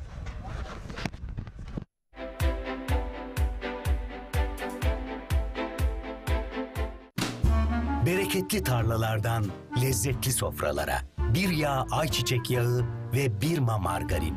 Türkiye'nin en büyük ayçiçek yağı üreticisi Trakya Birlik'ten. Yine ben Emrah Binici, Ekin Grup Genel Müdürü. Şimdi bizler Gelibolu Ocaklı Köyü'ndeyiz. Şu anda burası bizim 4. projemiz. Daha yüksek ölçekte parseliniz var mı diyenler için işte sizlere müthiş bir fırsat. Ocaklı Köyü'nde Saros Körfezi'ne sadece 1,5 kilometre mesafede, kadastro yolunun hemen dibinde ve yine ana yola yakın mesafede muhteşem konumda parseller. 534 metrekare. Evet, isteyen ileride evini yapabilir, bahçesi olabilir, otoparkı olabilir. Gerçekten çok güzel konumda, gerçekten güzel konumda dediğim gibi. Su sorununuz yok. Evet, 7 metreden sondajla suya kavuşabiliyorsunuz. Buranın geleceği ileride çok parlak değerli izleyenler. Daha önceki satmış olduğumuz projelerde alanlar hep kazandı. Bizler de kazandırmaya devam ediyoruz. Ekin TV güvencesiyle Ekin Gayrimenkul olarak Ocaklı Köyü'ndeyiz, Gelibolu'dayız. Saros Körfezi'ne 1,5 kilometre mesafede 534 metrekare parsellerimizin de satışına başladık. Beton direkleri dikilmiş vaziyette. İsteyen etrafını çevirebilir gördüğünüz gibi. İsteyen bungalov ev koyabilir. İsteyen tin house koyabilir. İsteyen prefabrik koyabilir. Şunu belirtmek istiyorum. Burada toplam 12 parsel var. Tamamı 534 metrekare. Her bir parsel 534 metrekare. Önce tapunuzu alıyorsunuz, sonra ödemenizi yapıyorsunuz. Evet, kısmi vade seçeneğimiz var. Bunu da hemen açıklamak istiyorum. Emsalleri 1 milyon. Bakın buradaki değerler. Özellikle Güneyli sınırdayız biz. Güneyli'ye sınır parsellerimiz. Hemen yanı başında imarlı ifrazda arsa vasfında yerler var. Güneyli'ye sınır. Güneyli'de metrekaresi 5.000-6.000 liradan satılırken bizler Güneyli'ye sınır olan bölgede Ekin TV izleyenlerine müthiş bir kampanyayı yeniden başlattık. 12 parsel var. Geç kalmadan sizler de yerinizi ayırttırın. Vereceğim telefon numarasını, ekran altındaki numarayı arayarak hangi gün müsaitseniz bize söylemeniz yeterli. Bizler sizleri Beylikdüzü'ndeki ofisimizden hareket ettiriyoruz. Servis aracımızla yaklaşık 2,5 saatte burada oluyoruz. Güzel bir yolculuk oluyor, güzel bir muhabbet oluyor ve muhtemelen de zaten genelde ben geliyorum. Sizlere ben eşlik ediyorum. 0212 594 4594 telefon numaramız. 0212 594 4594. Hemen kadastro yoluna cephe, hemen yanında 1,5 kilometre ileride Saros Körfezi var. Hatta Mavi Saros olarak geçiyor. En temiz bölgelerden bir tanesi. Saros Körfezi'nin özelliği kendi kendini temizleme özelliğidir değerli izleyenler.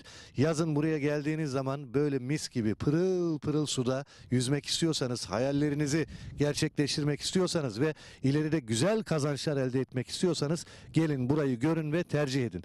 Biraz önce ne söyledim? Emsalleri evet 1 milyon 534 metrekare, yarım dönümden daha fazla. Dediğim gibi bungalov koyabilirsiniz, etrafını çevirebilirsiniz. Etrafta zaten görüyorsunuz. Bakın bağ evi yapmışlar. Hemen yan tarafında bir prefabrik var. Gerçekten güzel bir konumda. Peki biz ne yapıyoruz? Yine yapacağımızı yaptık ve indirimli fiyatı 1 milyon değil, bakın 750.000 TL ve bunun 500.000 TL'si nakit, geriye kalanı da sizlere vade seçeneği sunuyoruz. 0212 594 4594.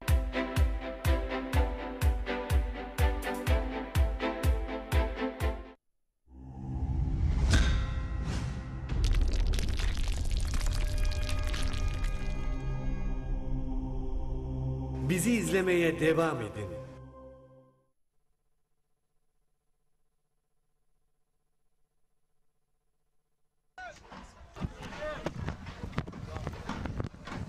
Evet değerli güreşseverler, tekrar geldik Manisa Akhisar Selçuklu Er Meydanı'na.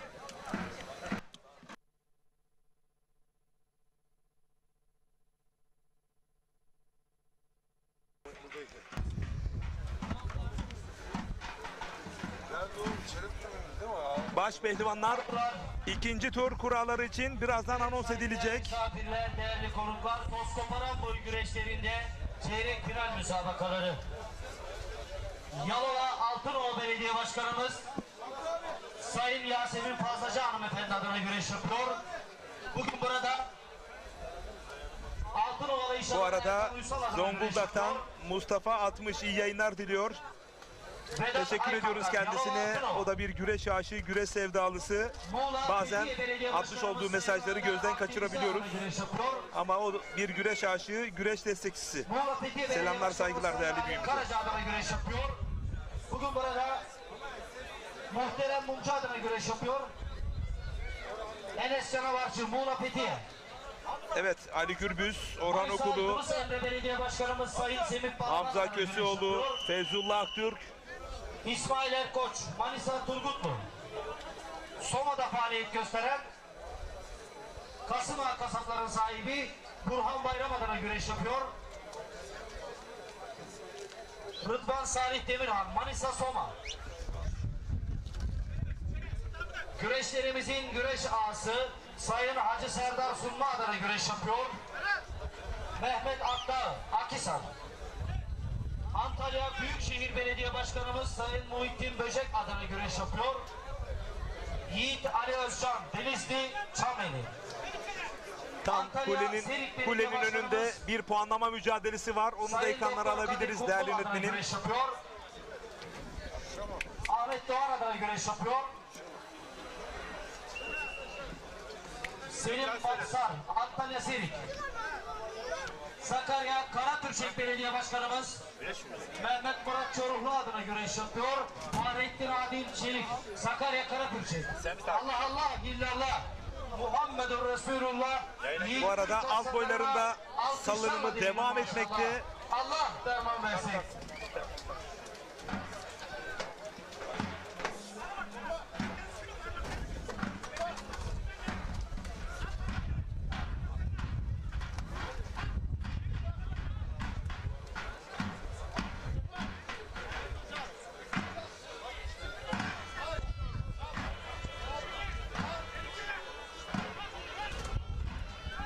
Doğrular. Evet saygıdeğer misafirler, değerli konuklar, ayak boyu güreşlerinde çeyrek final müsabakaları. Antalya'da faaliyet gösteren Duran Komisyonların sahibi Mehmet Duran adına güreş yapıyor. Ramazan Alt boylarda da Antalya mücadeleler Gökbular Ası İsmet Öztürk'ün sürüyor. pehlivanı Antalya Elmalı. Türk güreşinin gelecekteki yıldızları. Sarıgöl Yağlı Pehlivan Güreşleri aynı zamanda Kula Yağlı Pehlivan Güreşleri güreş ağımız Emekli Ekmek Fabrikalarının sahibi Halis Arslan adına güreş yapıyor. Yakup Küçükoğlu Denizli. Antalya Döşemealtı Belediye Başkanımız Betin Sayın Menderes Dal adına güreş Acar, yapıyor. Karacabey'den iyi yayınlar diliyor. Değerli büyüme teşekkür ediyoruz. Döşemealtı'nda faaliyet Necdet Aydın Kocaeli Karamüsel'den iyi yayınlar demiş. sahibi Mehmet Demir adına güreş yapıyor. İbrahim Yörük Antalya.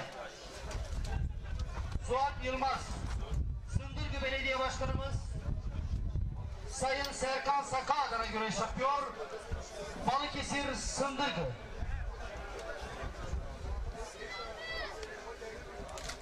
Bergama Damozluk Çiftliği Evet adına ilk güreş turdaki yapıyor. o son anlar ekranlara geliyor. Muhammed Baş pehlivanlıkta Muhammed Oktay Aksay. Antalya Serik. Nedim Gürel'in Antalya Kumluca Belediye Başkanımız galibiyeti İbrahim Çoraman'ı Sayın Mesut mağlup Avcıoğlu edişi. adına güreş yapıyor. Bugün burada Highlife Hastaneler sahibi Gülsoy Köroğlu iyi yayınlar diliyor. adına güreş yapıyor. Ömer Zonguldak'tan. Konya Beyşehir. Sakarya Karapürçek Belediye Başkanımız Sayın Mehmet Murat Çoruhlu adına güreş yapıyor. Ferhat Duman. Sakarya Karapürçek. Samet Arıkken. Güreşlerimizin tertip komite başkanı Akhisar Belediye Başkanımız Sayın Besim Dundulu adına güreş yapıyor. Aynı zamanda güreşlerimizin altın kemerli güreş ağası Hacı Serdar Sunma adına güreş yapıyor. Akhisar. Allah Allah. İllallah. Muhammedur Resulullah. Yiğit Türk aslanlarına alkışlarla diyelim maşallah. Allah derman versin.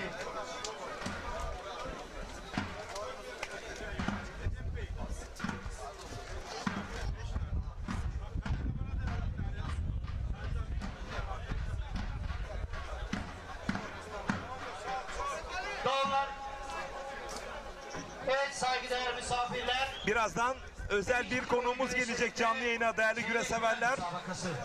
Onu gördüğünüzde çok mutlu olacaksınız eminim. Kendisi bir güreş aşığı, güreş sevdalısı. Hakan Yiğit Bulut. Orhan Okulu'nun da gönül dostlarından. Denizli Pamukkale Belediye Başkanımız Sayın Ali Rıza Ertemur adına güreş yapıyor. Denizli Pamukkale. Abi bir tane de bana ver. Mehmet Can Pala. Kırkağaç Bakırköy. Berat Fidan. İzmir Menemen Belediye Başkanımız Sayın Aydın Pehlivan adına güreş yapıyor. İzmir Menemen. Ali Murtaza Gümüş.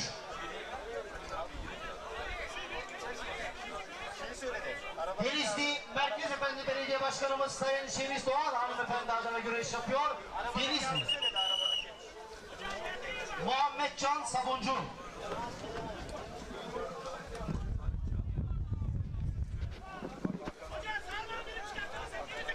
İzmir Bergama Belediyesi'nin pehlivanı Muş Balasti. İzmir Kutlusan Spor Kulübü'nün pehlivanı Eşref Kızıltaş İzmir.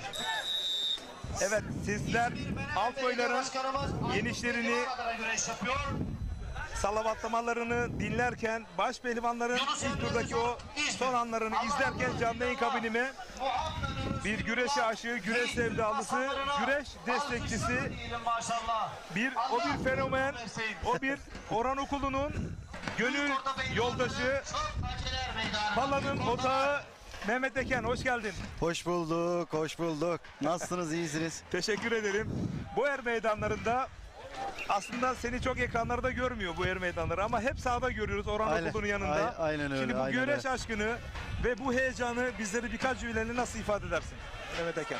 Ya çok önceden gelen bir hastalık bizde güreş, pehlivanlara sevgimiz. Tabii Orhan Okulu'yla ilk tanışmamız dağda bizim. Avcıyız ikimiz de. Bakıyorum böyle çocuğun biri koşarak geliyor. Çok eskiden girdik ama evet, çok güzel bir şey bu. Kim la bu dedim ben böyle. Bizim Osman Karataş var o zaman. Dedi ki böyle böyle Orhan Okulu dedi. Bilmiyorum, ha biliyorum dedim ben, güreşirken izliyoruz ya böyle. Çok güzel pehlivan. Onunla orada bir tanıştık. Bir daha ayrılmadık. Harika, harika. Yani öyle bir şey oldu. Ben de güreş Orhan'la bitecek gibi geliyor yani bana. pazara kadar değil, mezara kadar. Kesinlikle. Nefesimiz yettiği yere kadar diyebiliriz yani. Evet. Ama seni ayrıca organik tarımda da o tanıtmış olduğun o çekimlerle Türkiye'de bir fenomen oldun. Sağ olun. Güreş camiasından da birinin böyle bir öne çıkışı bizi memnuniyet verici bir durum. Oldukça mutlu ediyor. Çok sağ olun. O noktada durumun nasıl? Nasıl görüyorsun teveccühleri? Ya şimdi ben çiftçiyim zaten. Evet. Çiftçilikten gelen bir kişiyiz. Yürüyüz. Domatesi de ben aşırı çok seviyordum. Çok seviyordum. Bu domatesi tek birleştirmemiz gereken şey, ortadan kestim ben ve açtım böyle. Bu kadar. Açtım ve ona da eklem olarak senin yaptığın gibi vay vay dedik. Aslında ben de senin yaptığın vay vayları iki vay vay bir arada. Aynen öyle. Aynen Hem öyle. tarımda ama senin yaptığın çok daha özel neden ata tohumu. Bunun tanıtımı çok önemliydi. Aynen öyle. Devam edebilirsin. Yakın zamanda çünkü ülkemizin en büyük ciddi televizyon kanalları gelip seninle bu konuda çekim haber yapmak yaptılar. istiyor ve yaptılar da. Evet. Sağ olsunlar, hepsi bizleri onur ettiler, geliyorlar, gelmek de istiyorlar. Başkanlarımız yani hiç ummadığımız insanlar teklifte bulunuyor, gelmek istiyor. Tabii zaman buldukça da ben de onları ağırlıyorum. Orası bir kesinlikle işletme değil. Değil. Evet. Kendi evimiz. Biz çiftçilik adına domatesi, çiftçiliği, zepseyi tanıtmaya, ne bileyim yapmış olduğum yemekleri de sosyal medyada paylaşmayı seviyorum. Ama bir misyonun da var. Ata tohumunun kesinlikle tanıtımı ata noktasında. tohumu. Evet. Senden önce ata tohumlarının farklı bir yerde nokta vardı ama senden sonra çok farklı bir noktaya evrildi. Ya bilmiyorlarmış diyelim. Ya çoğu kişi bilgisiz bu konuda.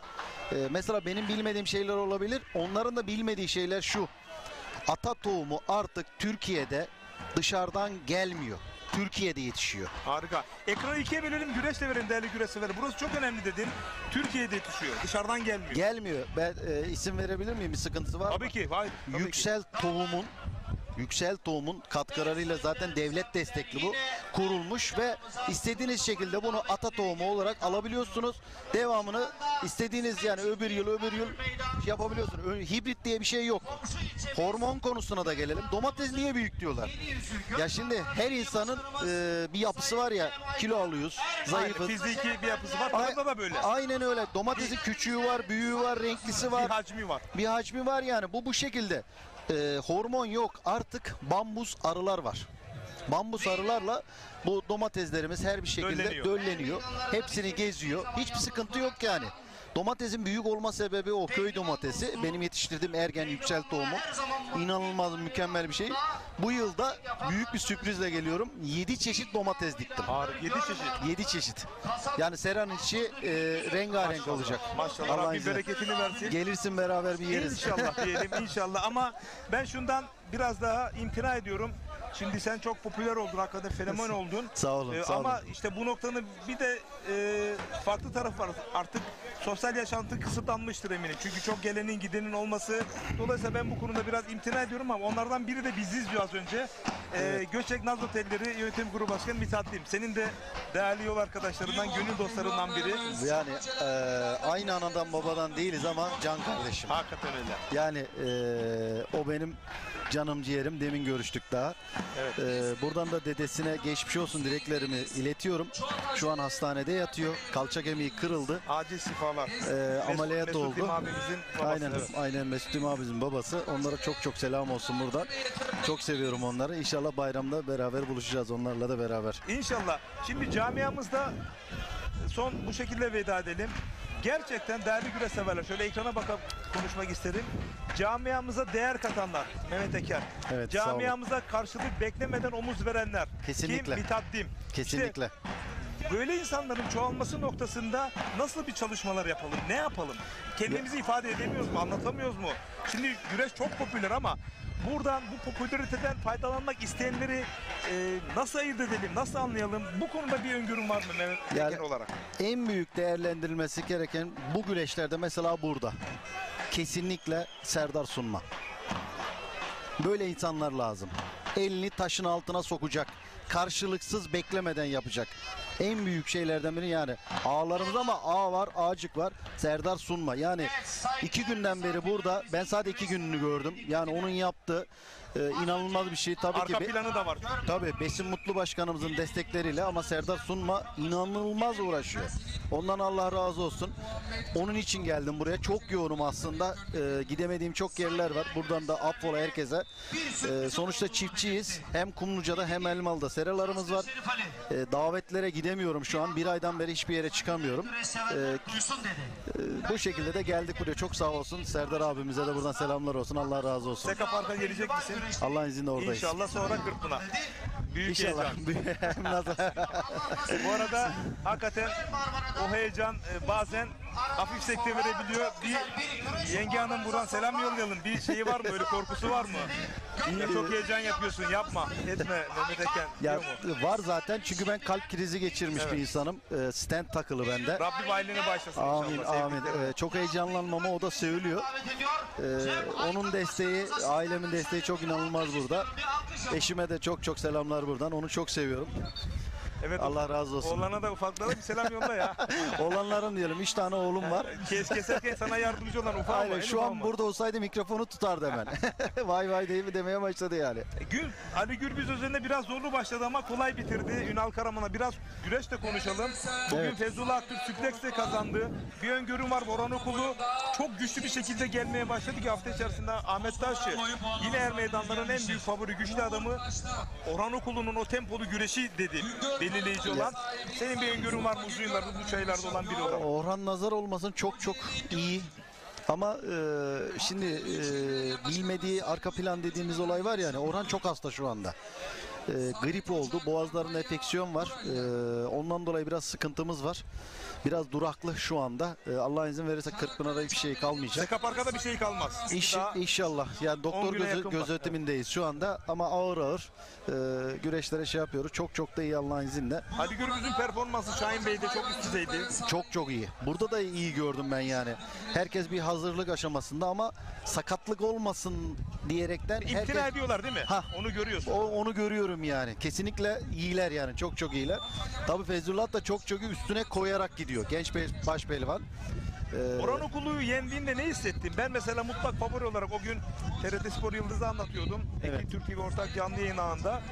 Ben favori olarak görüyordum ama orada büyük bir sürprize imza attı. Bence yılın sürpriziydi. Sen ne diyeceksin? Ya şimdi ikisi de birbirini tanımıyor güreş olarak. Feyzullah sonuçta milli güreşçi, dünyaya kendisini duyurmuş bir güreşçi. Çok hızlı, puanlamayı çok çok iyi bilen bir kişi. Affetmedi Orhan'ı diyelim. Orhan da temkinli olsaymış. Aynen öyle böyle ve tebrik ederim. Oradan da çok çok güzel Bakın, güreş yaptılar. Orhanokulu'nun gönül dostu Feyzullah Aktürk'ü gönülden tebrik ediyor. İşte yağlı güreşimizde Kesinlikle. beklenen, özlenen bu. Fair play çerçevesi. Burada fanatizm yok. Kesinlikle sakatlık olmasın. Kavga dövüş olmasın. Kıran kıran mücadele Abi olsun. Kazanan yapsınlar. kim olursa olsun. Ben Ali'yi de, İsmail'i de, Feyzullah'ı da hepsini çok seviyorum. Ama Orhan benim kardeşim. Her gün beraberiz. Anladın mı? Her gün beraber. Evim duvarında benim resmim. Onun galip geldiğinde ne kadar seviniyorsan yenildiğinde de o kadar üzülüyorsun. O kadar. Heyecanı sormayın. Biz Orhan olsun, Mustafa Batu olsun, Yusuf Can Zeybek olsun, Osman Aynur olsun, aynı grubumuz var. Beraber ava falan da gidiyoruz. Yusuf Can Zeybek, Tabii Mustafa tabii. Batu. Yani Mustafa Batu bizi bitiriyor zaten. Buradan da ona da selam olsun. Üzerine çok çok koyan bir Mustafa Batu'yu bu yıl görebilirsiniz. Evet, ben de Kırkpınar'da çok farklı bir Mustafa Batu olacak. Kesinlikle sürpriz bekliyorum. Çünkü Mustafa'dan. çok sabırlı. Çok sabırlı. Bakalım karşılığını alacak mı? Teşekkür ediyorum Mehmet Eken. Ben Sizi teşekkür kırmadım. ederim. Vallahi Geldin. Allah razı olsun. Senden de Allah razı olsun. Kalan notağına özel bekliyorum ben de İnşallah, sizlere. inşallah. İki vay vay bir arada olacağız inşallah. Kesinlikle. Bakalım. Ama Seka Parkı Kırkpınar'ı bir devirelim o. Senin de tempon, o 7 çeşit inşallah o emek Domatesler. verdiğin domateslerin yeşerir, büyür. Evet değerli güreş severler, canlı koyunumuz Palan Otağı'ndan Mehmet Ekendi, Orhanokulu'nun Mitadim'in gönül dostlarından. Evet. Kendisi Akhisar Çağlak Festivali özelinde Selçukler Meydanı'na geldi. Duygu ve düşüncelerini paylaştı. Kendisine teşekkür ediyoruz. Protokolü uğurluyoruz ve alt boyları mücadelelere de devam ediyoruz. Çok sağ olun, var olun. Kalın sağlıcaklara, vay vaylara devam diyoruz arkadaşlar.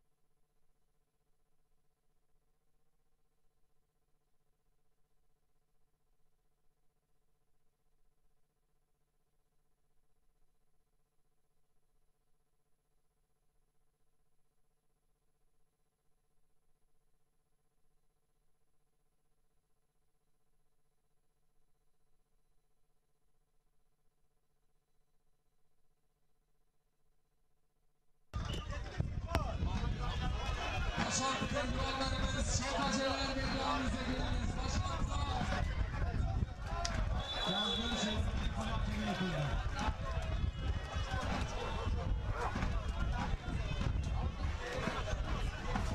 Evet alt boylarda da kıran kırana mücadeleler devam etmekte değerli güreş severler.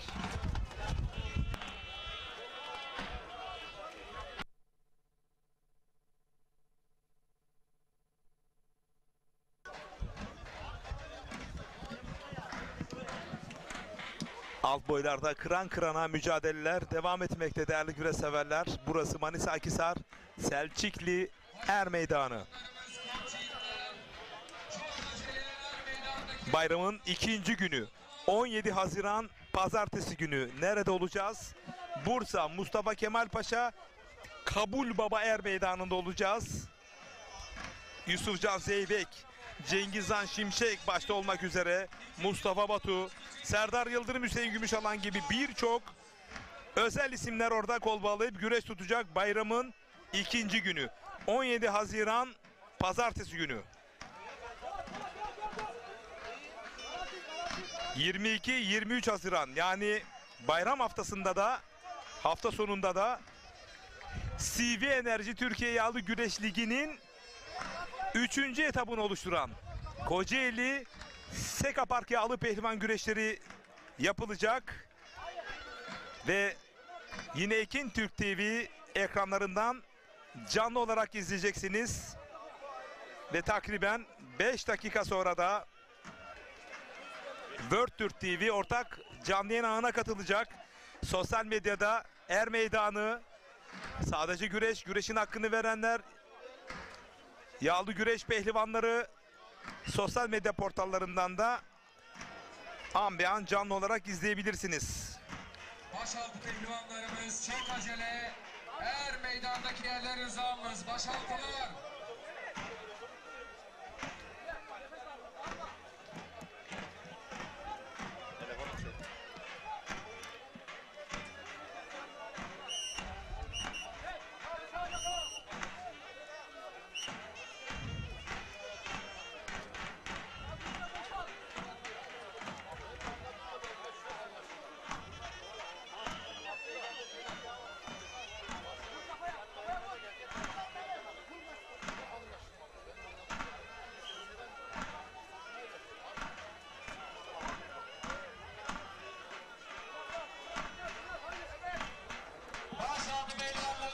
Evet, başaltılar anons yapıldı. Bu demek oluyor ki baş pehlivanlar da birazdan çayıra çıkacaklar.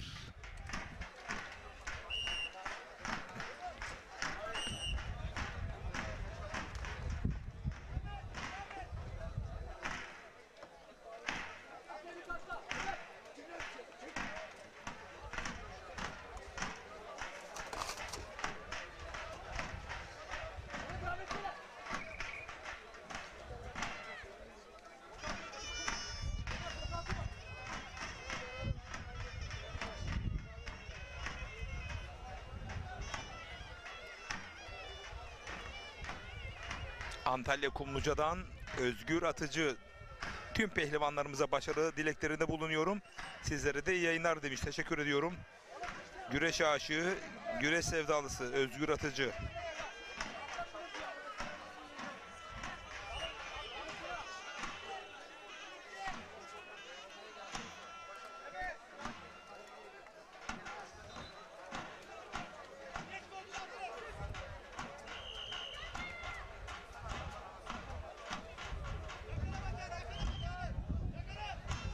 Bu arada Musa Orman da bu çayırlarda güzel işleri imza atan çayır hakemimiz. Başarı dileklerinde bulunuyoruz. Kendisi yükselen bir grafiği söz konusu. İnşallah tarihine Kırkpınar'da da mutlaka ihtiyaç duyduğumuz bir çayır hakemlerinden. A klasmanına doğru emin adımlarla ilerliyor Musa Orman.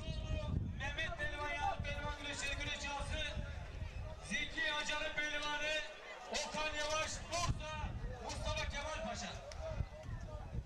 Kocaeli Büyükşehir Belediye Başkanımız Doçent Doktor Tahir Büyükakıl adına güreşiyor. Güreşlerimizin altın kemerli güreş ağası, Sunmaz Eğitimcilik Yönetim Kurulu Başkanı Hacı Serdar Sunma adına güreşiyor. Mustafa Kemal Kıyı, Ordu, Kumru. Ankara Büyükşehir Belediyesi Aski Spor Kulübü adına güreşiyor. Bu arada başaltı pehlivanları da salavatlanıyor şu anda. Yönetim Kurulu Başkanı Sayın İş Adamı Pehlivanların abisi Gülol Gülkan adına güreşiyor. Metin Alparslan Denizci, Sakarya Hedik. Karabükler Belediye Başkanımız Sayın Ahmet Çalık adına güreşiyor. Ekrem Akın, Karabükler. Güreşlerimizin Gertepe Komite Başkanı, çok değerli belediye başkanım Sayın Besim Dutlu adına güreşiyor. Yine bugün burada Ulumar Tarım Ürünleri Sahibi Yönetim Kurulu Başkanı. Bu arada bir düzeltme yapmak isterim. Finike Belediyesi Meclis Üyesi Özgür Atıcı. Ankara Büyükşehir Belediye Başkanımız Sayın Mansur Yavaş adına güreşiyor. Aski Spor Kulübü'nün pehlivanı. Yine bugün burada Kaşlar Ünlü İş Adamı Mehmet Akif Kocaköy adına güreşiyor. Mehmet Kurat Amasya. Kocaeli Büyükşehir Belediye Başkanımız Doçent güreşiyor.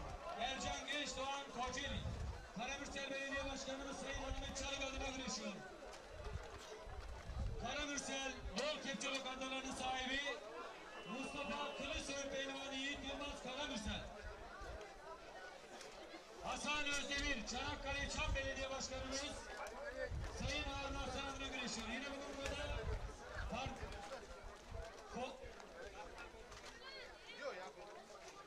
Kamaşdere Köyü Karabacak Hayvancılık Süleymaniye. Evet, baş pehlivanlar kura çekimi için bekleniyor. Başaltı pehlivanlarında şu anda salınımda. Aynı zamanda elit otokuaför sahibi değerli hanım ağabey Sayın Gülay Kurcan'la birleşiyor. Eray Yılmaz Denizli Acıkaya. Kocaeli Gölcük Belediye Başkanımız Avukat Ali Yıldırım Sezen adına birleşiyor. Hüseyin Soğukoğlu Kocaeli Gölcük. Antalya Kemer Belediye Başkanımız Sayın Necati Odalı adına birleşiyor. Gürkan Bağcı Antalya Kemer. Amasya Merzibon Belediye Başkanımız Sayın Alp Karga adına güreşiyor. Hüseyin Civelek Samsun. Manisa Büyükşehir Belediye Başkanlığı meclis üyemiz, çok değerli abimiz Göl Marmaralı Hafız amcamızın mahzunu değerli büyük Tepsi Düzelt adına güreşiyor. Onur Susuz Antalya. Karamürsel Belediye Başkanımız Sayın Ahmet Çalık adına güreşiyor. Yine burada Gürkanlar Tarım Hayvancılık Yönetim Kurulu Başkanı İş Adamı Pehlivanların Abisi Sayın Gürol Gülkan adına güreşiyor. Kerem Kaya Karamürsel. Antalya Serik Belediye Başkanımız Sayın Kadir Kumar adına güreşiyor. Yine bugün burada Sunmaz Eğitimcilik Yönetim Kurulu Başkanı çok değerli büyüğümüz Hacı Serdar Sunman'ın mahkumu. Bu arada Akhisar Belediyesi Berhan Bey gizli kahramanlarından hakikaten herkes de ilgileniyor. Gönülden teşekkür ediyoruz Berhan Bey'e. Sağ olsunlar, var olsunlar. Yunus Emre Aktan, Kocaeli Gölcük. Hakikaten bir organizasyonun yüz haklarıdır. O organizasyonu yapan kurum ya da kuruluşlarda gizli kahramanlar vardır. Her noktaya dokunuş yaparlar. İyi aslanlara alkışlarla diyelim maşallah. Hayırlı aslanlar, Allah derman versin. Samsun'dan İlyas bütün iyi yayınlar diliyor. İkinci tur kura çekimlerimize başlıyoruz.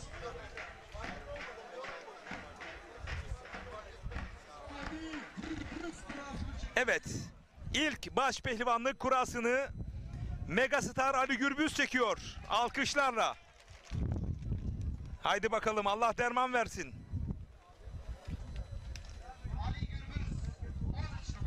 Evet, 13 numara Ali Gürbüz. Serhat Yavuz Tekirdağ'dan iyi yayınlar diliyor.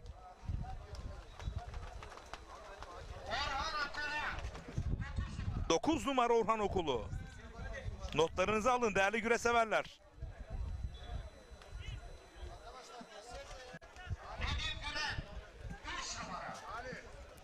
Kocaeli Büyükşehir Belediyesi Baş Pehlivan Nedim Gürel 3 numara.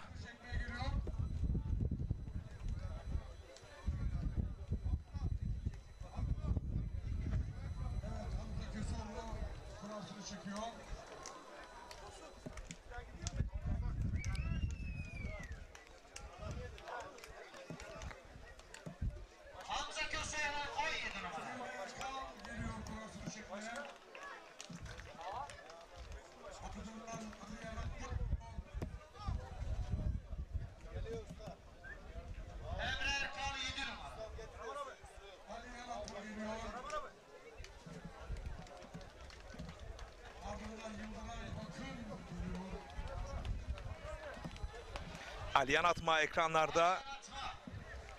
1 numara Aliyan Atma. Fethiye Belediye Başkanımız Sayın Alim Karaca'nın göğsü bebeği.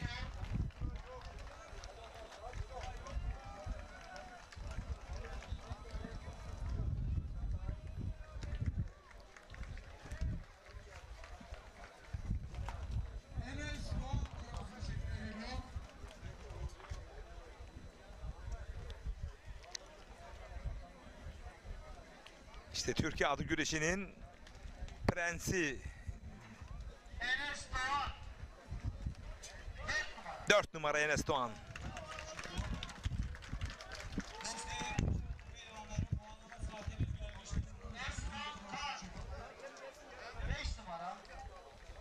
Yalçın Öncül 12 numara. Kaan Kaya kurasını çekiyor. Kaan Kaya 14 numara. Recep Çakır kurasını çekiyor. Recep Çakır 16 numara. Mustafa Aslan kurasını çekiyor. Mustafa Aslan 11 numara. Ali İhsan Batmaz kurasını çekiyor. Ali İhsan Batmaz 10 numara. Süleyman Aykırı kurasını çekiyor. Süleyman Aykırı 8 numara. Okan Aktan kurasını çekiyor. Okan Acar 15 numara. Feyzullah Aktürk kurasını çekiyor. Son kura Feyzullah Aktürk. Sağlık görevlilerimiz çok acele meydanda. Feyzullah Aktürk 6 numara. Sağlık görevlilerimiz çok acele meydanına.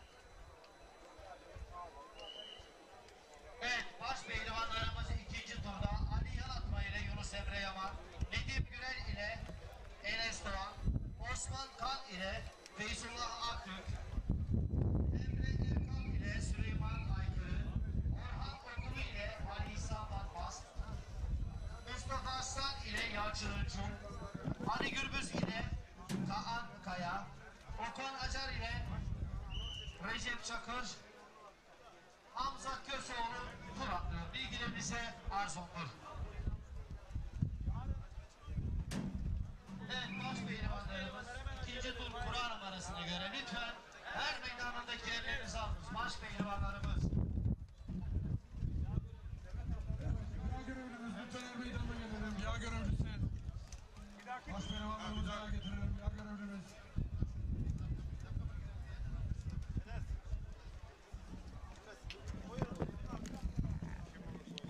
Evet, ben eşleşmeleri bir kez daha anons etmek istiyorum. Ali Yanatma, Yunus Emre Yaman'la, Nedim Gürel, Enes Doğan'la, Osman Kan,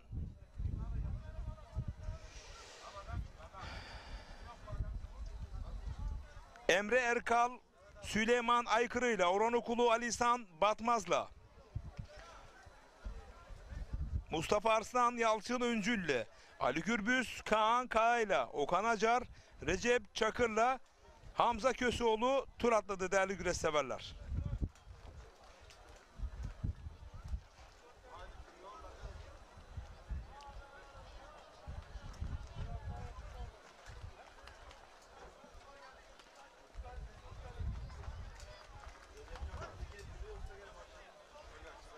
Ya getir ya Salih. Yağcı çağır adamlar sıradan ya. Yağ görevlisi baş pehlivanlarımıza ayağa getirin. Bu turda herkes güreşecek değerli güreş severler. Bu turda tüm baş pehlivanlarımız güreşecek. Sadece Hamza Köseoğlu tur atlayacak. Bir sonraki turda tur atlamalar olacak. Burada çeyrek finale bırakılacak yani. Bu düzenlemeyi söylemiş olalım.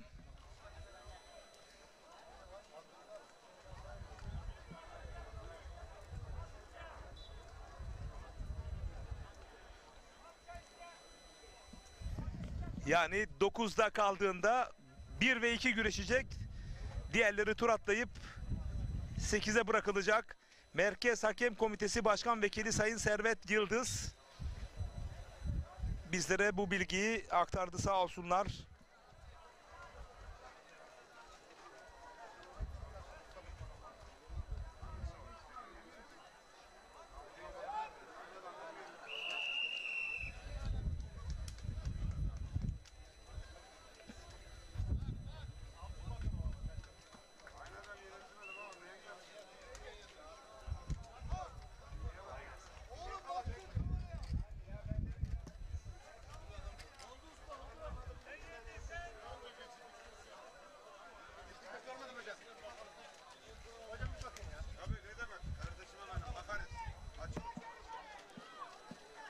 Osman Kan, Feyzullah Aktürk'le. Evet. Çok zorlu bir mücadele. Baş pehlivanlık ikinci tur müsabakalarının salavatlamasına başlıyoruz. Türkiye Cumhuriyeti'nin baş pehlivanlarına... Şimdi sözü cazgırlarımıza bırakıyoruz salavatlama özelinde. Evet saygıdeğer misafirler, Muğla Fethiye Belediye Başkanımız Sayın Halim Karaca adına güreş yapıyor. Bugün burada Akhisar'da faaliyet gösteren Ulumar Marketlerin sahibi Sayın İsmail Kardeş adına güreş yapıyor. Ali Yaratma, Muğla Fethiye. Ankara Büyükşehir Belediye Başkanımız Sayın Mansur Yavaş adına güreş yapıyor.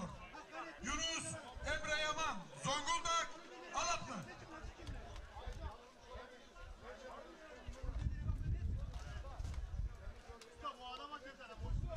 Evet değerli güreş severler, Kocaeli Büyükşehir Belediye Başkanımız Doçent Doktor Sayın Tahir Büyükakın adına güreş yapıyor. Bugün burada Mustafa Güngör adına güreş yapıyor ve diyor ki bugün tüm İlyaslar Köyü halkı adına da güreş yapıyorum diyor. Nedim Gürel, Kocaeli. Antalya Muratpaşa Belediye Başkanımız Avukat Sayın Ümit Uysal'ın pehlivanı.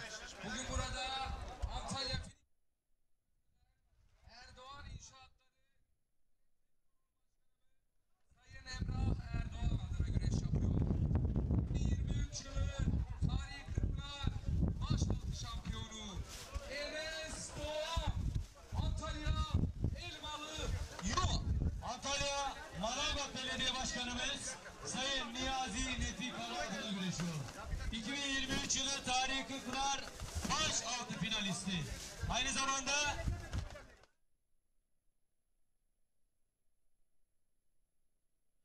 değerli büyüğümüz Sayın Hacı Serdar Sunma adına güreşiyor. Osman Kan, Antalya Sirik. Öyle dedim işte. Evet değerli güreş severler, Balıkesir Büyükşehir Belediye Başkanımız Sayın Ahmet Akın adına güreş yapıyor. Bugün burada Akhisar Mermerciler Kooperatif Başkanı Aslı Nesli bu toprakların evladı. Milli gururumuz. Altın adam tüm Akhisarlar adına güreş yapıyorum diyor. Feyzullah Aktürk Akhisar. Sakarya Hendek Belediye Başkanımız Sayın İrfan Püskül adına güreşiyor. Yine bugün burada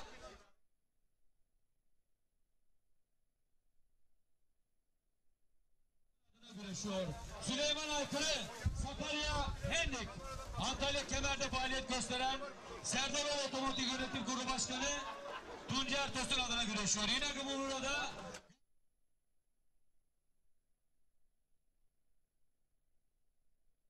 Antalya Kemer.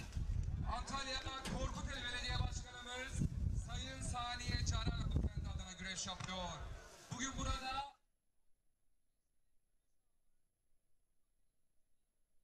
Kurulu Başkanı Sayın Serdar Sutma adına güreş yapıyor. Ali İhsan Batmaz, Antalya Korkuteli Bozova. 2015-2018 yılları Tarihi Kırkpınar baş pehlivanı. Antalya Muratpaşa Belediye Başkanımız Sayın Avukat Ümit Uysal adına güreşiyor. Yine bugün burada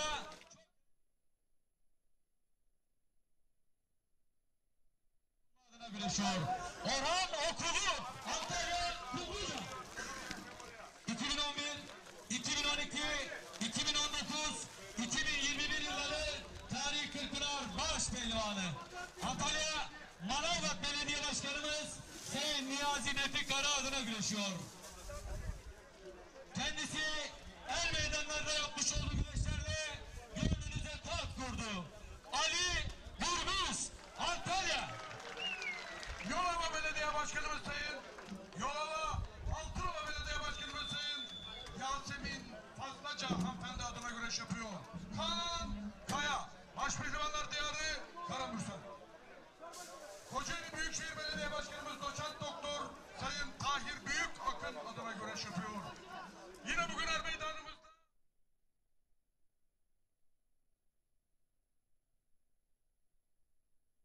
adına güreş yapıyor. Mustafa Aslan, Kocaeli Başiskele. Evet değerli güreş severler, gülümseyin Bursa'dasınız diyen Bursa Büyükşehir Belediye Başkanımız Sayın Mustafa Bozbey adına güreş yapıyor. Yan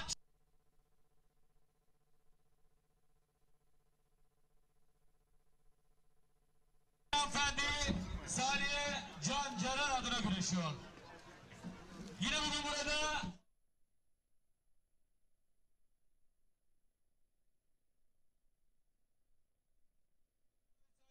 insan Sayın Gürol Gülkan adına güreşiyor. Okan Açar, Antalya Korkuteli. Antalya Korkuteli Belediye Başkanımız Sayın Saniye Caran hanımefendi adına güreş yapıyor. Bugün burada Antalya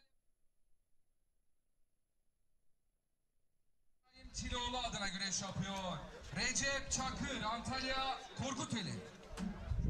Ankara Büyükşehir Belediye Başkanımız Sayın Mansur Yavaş adına güreş yapıyor. Bugün burada Akhisar Yağlı Bey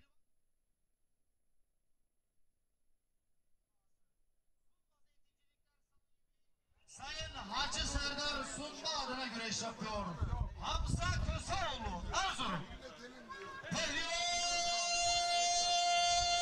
Pehlivan bizler Adanaların, Hoca Yusufların, Kutberellerin, Mevaliçoların torunlarıyız.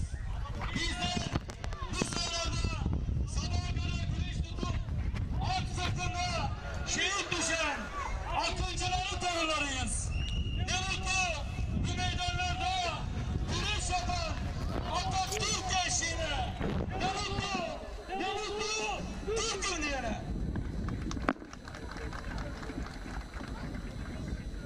Allah Allah! İllallah! Muhammedun Resulullah! Haydi seyircim, kurban olurum güzel ellerinize, baş pehlivanlara, alkışlarla diyelim maşallah. Hayırlı olsunlar, Allah derman versin. Evet değerli güreş severler, Manisa Akhisar Selçukluer Meydanı'nda baş pehlivanlar özelinde ikinci kez Allah Allah nidaları yükseldi ve an itibariyle Ekin Türk TV, World Türk TV ortak canlı yayın ağıyla birlikteyiz gün sonuna kadar ve Feyzullah Aktür ekranlarda. Aynı zamanda sadece güreşin içinden er meydanı, güreşin hakkını verenler, yağlı güreş pehlivanları sosyal medya portallarından da canlı olarak şu anda tüm Türkiye'ye, Avrupa'ya, dünyadan izleyebilirsiniz. Ve bu turda da yine bize eşlik edecek olan değerli dostum Volkan Bulut. İkinci tur eşleşmeler özelinde neler söyleyeceksin? Sadece Hamza Köseoğlu tur atladı. Son 9'a direkt kaldı. Dolayısıyla son 9'da 1 numaralı kura Hamza Köseoğlu'na verilecek. 2 numarayı çeken baş pehlivanımız kimse güreşecekler ve 7 kişi direkt tur atlayacaklar çeyrek final özelinde. Enes Doğan ekranlarda neler söyleyecek Volkan Bulut? Yani ilk turda bu 3 pehlivan bir anda da tur atlayabilirdi. Bunu turlara böldüler. Değişik bir sistem geldi. Sandı sistem gereği böyle mi gidiyordu? Onu kitabına bakıp söylemem lazım, bakmam lazım ama yanlış hatırlamıyorsam ilk turdan 3 pehlivan tur atlaması gerekiyordu. Orhan Okulu Ali İhsan Batmaz mücadelesi. Gerçekten bu turun belki de en çetin geçecek mücadelesi diyebiliriz. Sadece güreş sayfasından Yalçın Kaynan sana çok selam var. İyi yayınlar diliyorum. Aleyküm selam. Biz de selam söylüyoruz buradan. Ayrıca ben de şu eşleşmeleri bitirdikten sonra Çağatay Demir iyi yayınlar diliyor. Karabük'ten selamlar demiş. Murat Deligöz. Ramazan Seren'in de Birlikte izliyoruz demiş. Balıkesir'den selamı var. Çok çok teşekkür ediyorum değerli dostum. Bizleri her zaman yanımızda. Her zaman pehlivanların yanında. Tosya'dan Hacı Ayhan iyi yayınlar diliyor. Mustafa Aslan Yalçın Öncül mücadelesi de korokor geçecek mücadelelerden bir tanesi. Ben burada Osman Kan'la Feyzullah Aktürk'ün güreşini merak ediyorum. Gerçekten stil olarak da çok benziyorlar birbirlerine. İkisi. Osman Kan çok sonuca odaklı. Ama Feyzullah Aktürk de puanlamacı. Bakalım nereye doğru evrilecek güreş. duruş stilleri, güreşe giriş halleri, karışmaları, kol boyları çok birbirine yakın. Hani Bu arada gün boyu anons ediyorum. Yine anons edeceğim. Bayram tadında güreşler olacak. Bakın Kurban Bayramı'nın 2. günü 17 Haziran Pazartesi günü. Güreştiğim yıllarda o çayırda güreşmekten büyük keyif aldığım Bursa Mustafa Kemal Paşa Kabul Baba Er Meydanı'nda olacağız. Ekin Türk TV canlı yayınlıyor değerli güreş severler ve Kabul Baba Derneği üyesi değerli Erhan Toy iyi yayınlar diliyor. Ve o gün orada Yusuf Can Zeybek başta olmak üzere Cengizhan Şimşek, Mustafa Batu, Hüseyin Gümüşalan, Serdar Yıldırım. Yok bütün gözde baş pehlivanlar o gün orada olacak. Ve Güreşin Kalbi Ekin Türk TV'nden de canlı olarak izleyeceksiniz. Bayram tadında kıran kırana mücadele olacak. 3-5 gönüllünün yapmış olduğu bu büyük organizasyonda biz de olacağız. gerçekten Kabul Baba şartlar zorlanarak güzel yapılan bir güreş. İnşallah biz de Ekin Türk ailesi olarak orada yerimizi alacağız ve tüm dünyaya bu güzel güreşi yayınlayacağız. Yani 3-5 kişinin omuzundan güreş nasıl şekilleniyormuş orada ispatlayacağız ve bütün dünyaya ezberleteceğiz. Evet, aynen öyle. Ali Gürbüz Kaan Kaya mücadelesi yine Ali Gürbüz Mutlak oldu Hiç mu kuşkusuz. her zaman favori.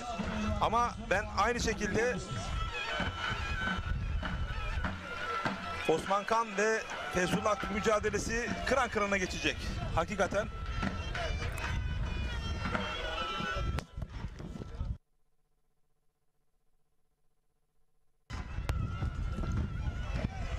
Orhan Okulu Recep Çakır ile eşleşti.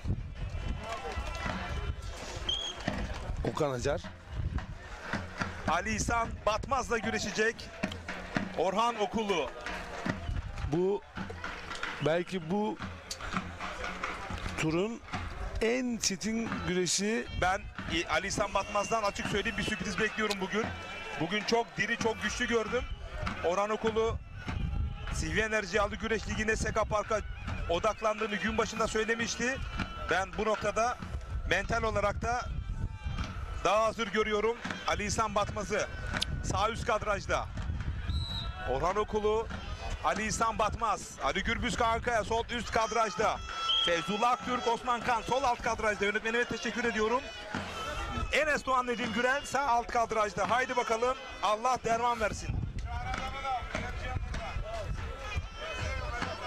Değerli yorumcum Nazım Kızıl iyi yayınlar diliyor. Teşekkür ediyorum. Selamlar. Ve yine sağ üst kadrajda Ali Gürbüz'ün rakibi Yalova Altınova Belediye Başkanı Yasemin Fazlacan'ın baş pehlivanı Kaan Kaya.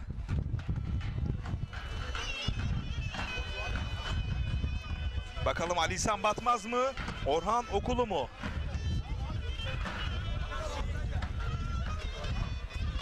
Çok güçlü bir fiziğe sahip. Ali İhsan Batmaz. Adiga Çerkez. Bakalım Orhan Okulu gibi bir süperstar karşısında neler yapabilecek? Hep birlikte göreceğiz. Feyzullah Aktürk Osman Kan mücadelesi sol alt kadrajda. Enes Doğan Nedim Gürel.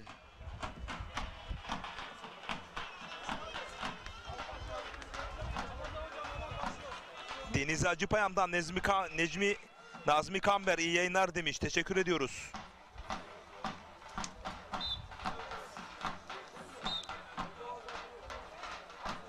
Bu arada bizlere katkı sağlayan değerli büyüklerimiz var. Onlardan biri Kemal Girgin. Selamlarımızı gönderiyoruz. Kemal Girgin'e.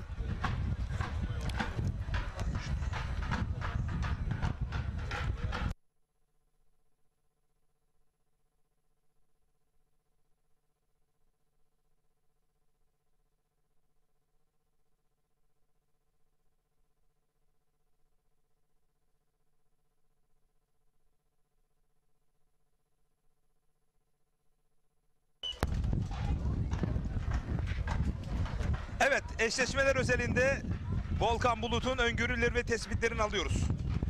Şimdi ekranlarda görülen eşleşmelerde Ali Gürbüz Kaan Kaya karşısında favori ama Kaan Kaya da aynı geçen turda yaptığı gibi Kimi gibi? Ünal Karaman Ünal gibi. Karaman gibi ispatlamak isteyecek favoriye kendini. Bir dahaki turlarda, bir dahaki güreşlerde de denk gelirlerse Bir meydan okuma. Meydan okuma gibi düşünebiliriz. Orhan Okulu Ali İhsan Batman tamamıyla hani öngörülemez bir mücadele. İkisinde her an her şeyi yapabilecek kapasitede. Ama Orhan'ın stilinde güreşiyor şu anda Ali İhsan Batmaz. Osman Kan'ın atakları söz konusu sol alt kadrajda. Çok hızlı başladı Feyzullah Aktürk karşısında. Osman Kan zaten özelliği o. Bu Sonucu odaklı. Evet, sonucu odaklı. Puanlamaya kalırsa ne olur? Puanlamada kesin favori Feyzullah Aktürk. Sağ alt kadrajda Nedim Gürel, Enes Doğan mücadelesinde bir favorin ya da öngörün var mı? Yani Nedim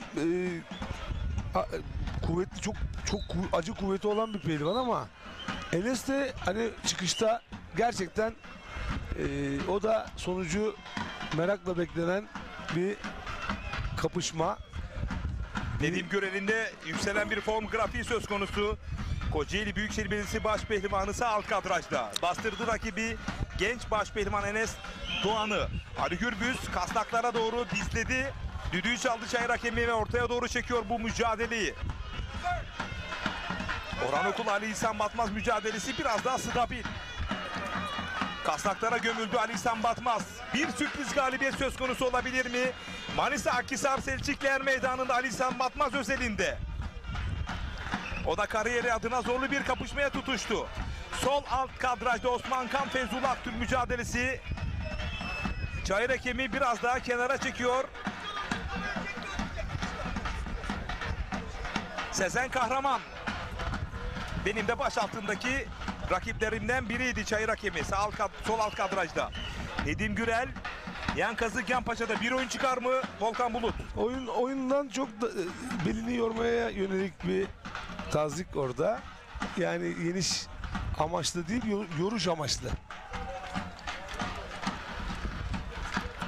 Uzandı şimdi, çok ilginç. Ali Gürbüz'ün kasnak hamleleri söz konusu Kaan Kaya sol üst kadrajda. O da erken bir galibiyet arıyor ama Kaan Kaya bakalım bastırabilecek mi? Sağ üst kadrajda.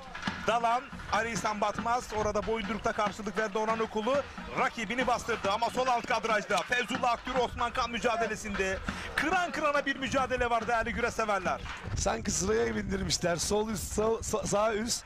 Sol alt, biraz da buradan konuşursak tam böyle sıraya bindirmişler gibi oldu. Çok güzel oldu.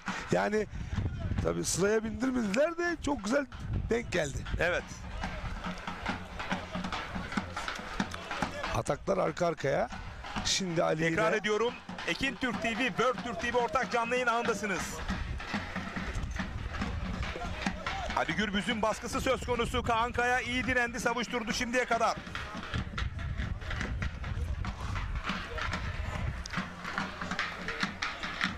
Enes Doğan sağ alt kadrajda toparlanmak istedi. Buna müsaade etmedi Nedim Gürel.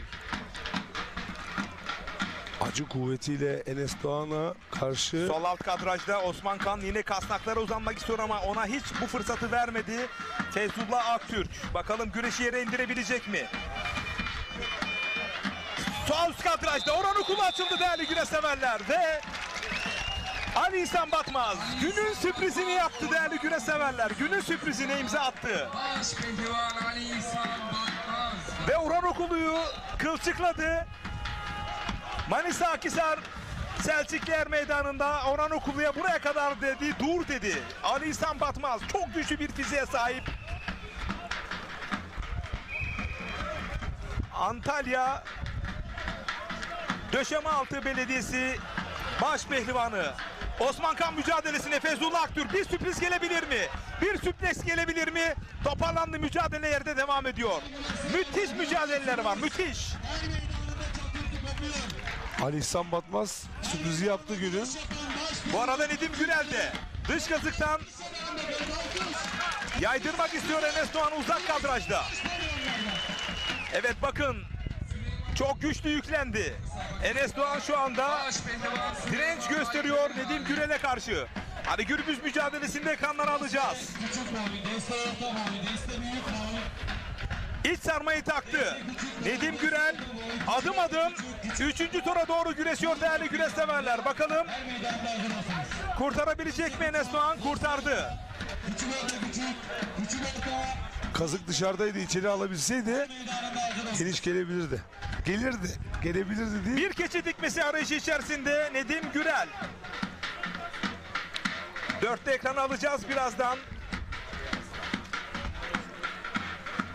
Aliyan atma, Yunus Emre Yaman mücadelesi de devam ediyor. Nedim Gürel mücadelesinin tam yanında. Evet, Mustafa Arslan aldık. Evet, sağ üst kadraja. Mustafa Arslan mücadelesi söz konusu. Ali Gürbüz sol üst kadrajda baskısını sürdürüyor Kaan Kaya'ya karşı. Kaan Kaya da şu ana kadar iyi savuşturdu. Ali Göbet sağ alt kadrajda. Keçi dikmesinden ters paça kazığa doğru yöneldi ve rakibi Enes Doğan'ı aşıran Nedim Gürel o da adını son 9'a yazdırdı. Bakın tekrarını izleyeceksiniz. Evet, bu mücadeleyi çevirelim. Yunus Emre Yaman mücadelesini alabiliriz. Ve Fevzullah Aktürk Osman Kan mücadelesindeyiz. Fevzullah rakibini bastırmış durumda şu anda. Nedim Gürel adım adım baş pehlivanlığa doğru güreşiyor. Akhisar Selçukluer Meydanı'nda Kocaeli Büyükşehir Belediyesi'nin baş pehlivanı. Ve şu anda da dış kasnakta bekliyor. Mustafa Arslan Nedim Gürel'e yükleniyor. O da Kocaeli Büyükşehir Belediyesi'nin güçlü genç baş pehlivanı. Sağ üst kadrajda. Sağ alt kadraja. Evet, sol alt kadrajda Osman Kan. Fevzullah Aktürk mücadelesi. Kalkarken payanda mı yaptı diyor. Hayır, kul hakemleri devam dedi. Hemen yanımızda kul hakemleri değerli güreş severler. Sağ alt kadrajdaki mücadele Recep Çakır mücadelesi. Recep Çakır mücadelesi sağ alt kadrajda. Sırt aşağı bir galibiyet Recep Çakır'dan.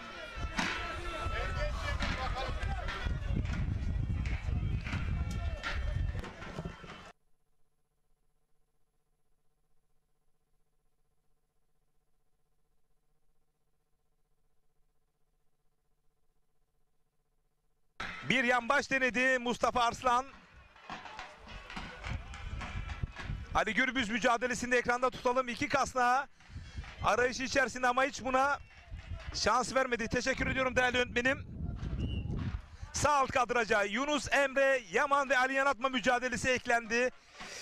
Sol üst kadrajda Ali Gürbüz'ün atakları söz konusu.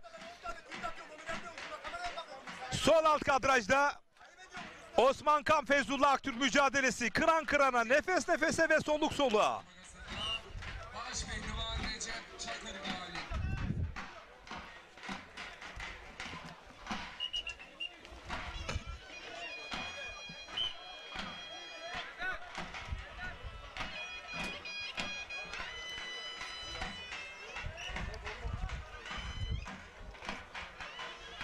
Sağ alt kadrajda Yunus Emre Yaman ve Ali Yanatma isimleri düzeltecek şimdi rejisörümüz. Sağ alt kadrajda, evet. Sağ üst kadrajda Mustafa Arslan ve Yalçın Üncül. Sol alt kadrajda Fevzullah Aktürk Osman Kan. Sağ alt kadrajda da Ali Yanatma Yunus Emre Yaman kapışması.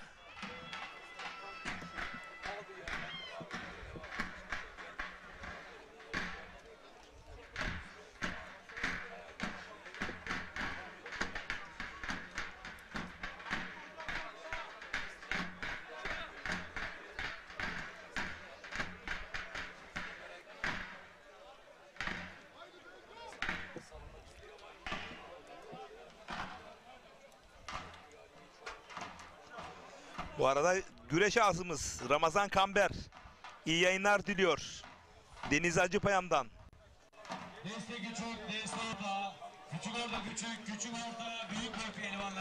Sağ üst kadrajda Yalçın Üncül, Mustafa Arslan. Sağ alt kadrajda Yunus Emre Yaman, Ali Yanatma. Sol alt kadrajda günün sert kapışması Osman Kan ve Fevzullah Aktürk. Son anları nefes kesecek nefes. Sol üst kadrajda Ali Gürbüz ve Kaan Kaya mücadelesi.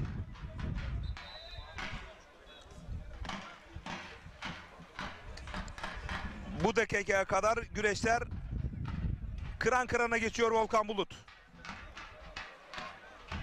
Evet, gerçekten güzel güreşler izliyoruz. Artık odaklandılar Kırkpınar'a. Bütün hazırlıklar onlar içindi. 11 ay 29 gündür Kırkpınar'ı hedefliyor. Kırkpınar'ı bekliyor pehlivanlar. Tabii CV Enerji Türkiye Yağlı Güreş Ligi 6 tane 7 tane daha Kırkpınar ortaya çıkardı. Bu da çok büyük bir izleyici açısından yöneticilik çok başarısı da. Tabii kesinlikle. İbrahim Türkeş hangi sporun başına geçse o sporu kalkındırır diye Yalnız düşünüyorum. şundan rahatsız oluyor Sayın İbrahim Türkeş Başkanım. Hep benim ismim zikrediliyor ama benim yönetim kurulum var, benim kurmaylarım var, hepsinin emeği var diyor. Tek taştan duvar olmaz diyor. Son kararı başkan veriyor. Bazı kararlarda diğer arkadaşlarını ikna ediyor. Başkan bu işi çok iyi yönetiyor, çok iyi devam ediyor. İnşallah devam eder. Göğüs çaprazı Ali Gürbüz'den budadı, indirdi Kaan Kaya'yı. O silahını hemen ateşledi. Göğüs çaprazından budadı. Bastırdı. Ali Gürbüz iç kazığa doğru yöneldi. Yan paçayı alırsa her an bir galibiyet söz konusu mu olacak? Ali Gürbüz Megastar şu anda iç kazık yan paçada. Toparlanmak istiyor Kaan Kaya. Bir kez daha iç kazıktan vazgeçti. Daha doğrusu Kaan Kaya o açıyı ona sağlamadı. Evet, şu anda bir sakatlık var. Ufak inşallah bir sıkıntı yoktur. Orada dönerken herhalde. Evet, bu arada tek daldı. Sol alt kadrajda Feyzullah Aktürk. Dış kasnakta Osman Kan. Her an bastırabilir. Her an bir oy tatbik edebilir. Vazgeçmiyor Feyzullah Aktürk. Yan kazık yan paçada Osman Kan. Değerli güreş severler. Güreş kızıştı. Kündeye doğru yöneldi Osman Kan. Feyzullah Aktürk ağırlık merkezini dağıttı. Toparlanmak istiyor. Mücadele yerde devam ediyor. Müthiş bir mücadele var. Akhisar Selçukluer Meydanı'nda. Bu arada Ali Gürbüz Kaan Kaya mücadelesinde de Kaan Kaya'nın bir sakatlığı söz konusu. Osman Kan şu anda bekliyor. Feyzullah Aktürk kapandı. Osman Kan paça kazık mı künde mi sonuca odaklı bir baş pehlivan. Sarmadan yaydırmak istiyor. Çok iyi kapattı kendini Feyzullah Aktürk sol alt kadrajda. Gerçekten bugün herhalde CV Enerji Yağlı Güreş Ligi'ni izlemiş arkadaşlar. Feyzullah ona göre bir taktik uyguluyorlar karşılarına çıktığı zaman. Bu arada sağ üst kadrajda Mustafa Arslan Yalçın Öncül mücadelesinde iç kazık ters paçada Mustafa Arslan her an adını son 9'a yazdırabilir. Yükleniyor, kaldırdı. Net bir galibiyetle Mustafa Arslan son 9'da değerli güreş severler. Çok 3. turda. Çok yetenekli. Çok yetenekli.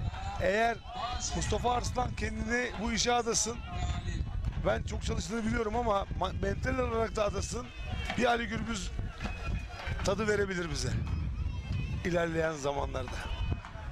%100 katılıyorum. Çayırda 3 çift baş pehlivan kaldı. Değerli güreş severler. Osman Kan, Feyzullah Aktürk kalktı, toparlandı. Osman Kan da hemen hücumunu yapıyor.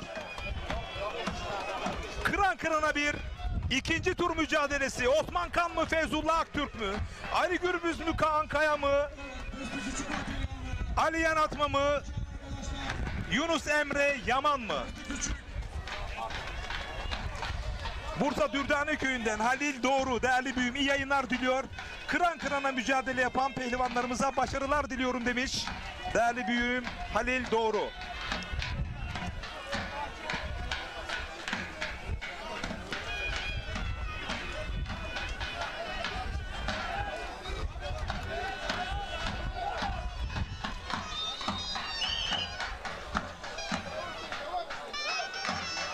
Ali Gürbüz mücadelesi de başladı. Üçlü ekran alabiliriz. Değerli yönetmenim. Evet, teşekkür ediyorum. Ekranın solunda Megastar Ali Gürbüz. Kaan Kaya'nın bir sakatlığı söz konusuydu. Toparlandı ve mücadele devam etmekte. Sağ üst kadrajda Mustafa Osman Kan Feyzullah Aktürk mücadelesi. Sağ üst kadrajda. Evet, Ali Gürbüz Kankaya mücadelesinde Kankaya ayağa kalktı. Mücadele ayakta devam ediyor. Tabii böyle gözde bir pehlivan oldu mu rakipler... Ali Gürbüz sert bir tırpan. Bakalım yeni söz konusu mu? Sağ kalçasının üstüne düştü mü? Payanda var mı? Hemen MHK Başkan Vekili Sayın Servet Yıldız VAR'dan izliyor pozisyonu. Bakalım kule hakemleri, bölge sorumlusu İzmir'den Mükerrem Kıyı MHK üyesi. Bakıyoruz. Sert bir tırpan. Tabii son sözü hakemler söyleyecek de yani... Bakalım buradan bir açılma söz konusu mu? Ali Gürbüz yine tavşandan, şapkadan tavşan çıkarttı. İnanılır gibi değil. Evet. Bakıyoruz.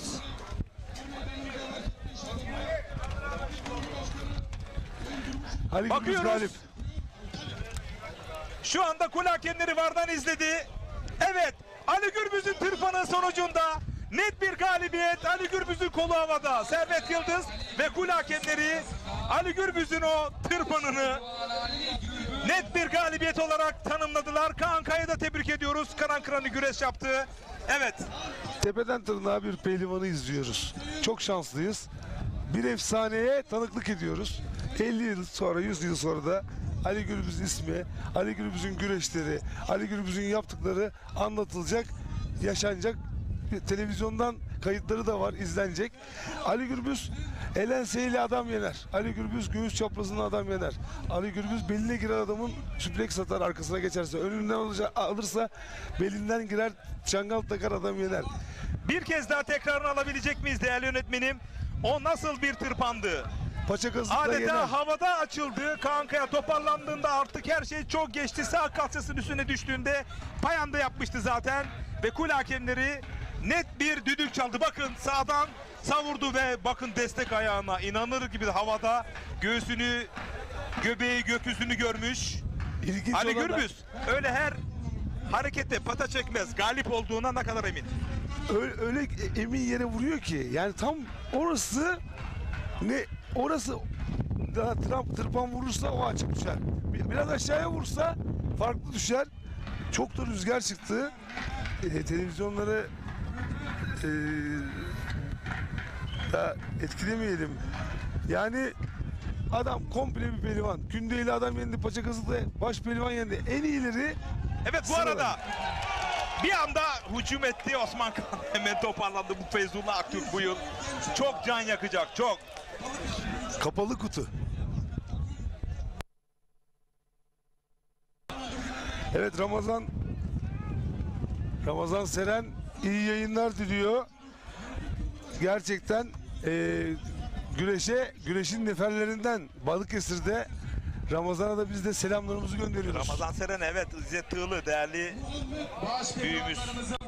Evet, baş pehlivanların puanlama saati geldi değerli güreş severler. Baş pehlivanların puanlama anonsu geldi. Ankara'dan tüm pehlivanlara başarılar diliyorum demiş. Bu güzel etkinliği ekranlara taşıyan Ekin Türk TV ve Sayın Recep Tuz'a teşekkürler demiş. Kimden gelmiş bu mesaj? Doktor Mustafa Uzun. Hayat boşluğu kabul etmez. Bağımlılıkla Mücadele ve Eğitim Derneği Yönetim Kurulu Başkanımız. Selamlar, saygılar Ankara'ya. Değerli hocama. Bir güreş aşığı, güreş sevdalısı. Evet. İkinci turun sonuçlanan karşılaşmaların son anları ekranlara geliyor. Bu arada Hakan Uğur abimiz İzmir'den ulaşmış. O da selamlarını söylemiş. Bir de bir şeye değinmiş. Kızın sınavı var demiş. Bugün sınava giren bütün kardeşlerimize başarılar dileyelim ama sınav bitmiştir herhalde şimdi bu saatlerde. Evet, Gönen'den sağlıkçı İbrahim abimiz iyi yayınlar diliyor. Teşekkür ediyorum değerli büyüme. Sayın Cevat Gün adına güreş yapıyor. Sakarya Karataş'ı. Evet, yenişlerini Nedim Gürel'in aktardığı o son anlar Enes Doğan'ı. Bugünün sürprizi Ali İhsan Batmaz Orhan Okulu'yu saf dışı bıraktı değerli güreş severler. Değerli kardeşim Oğuzhan bizleri izliyormuş. İyi yayınlar değerli kardeşime. Ali İhsan Batmaz ama gerçekten üstüne koya koya geliyor. O da doldura doldura geliyor. Yani önümüzdeki İşte Megastar yıllarda... Ali Gürbüz'ün o yendiği, tırpanladığı son anlar derken Orhan Okulu Ali İhsan Batmaz mücadelesini ekranlara getiriyor. Değerli yönetmenimiz. Bakın son anlar ekranlara geliyor. Evet, Osman Kan, Feyzullah Aktürk mücadelesi de ekranlarda. Estanteneler geliyor ufak ufak. Gerçekten güzel çalışılmış bir şey. Tebrik ediyoruz. Radyo Antalya Selami Bey iyi yayınlar demiş. Teşekkür ediyoruz. Oğuzhan'la birlikte izliyorlarmış.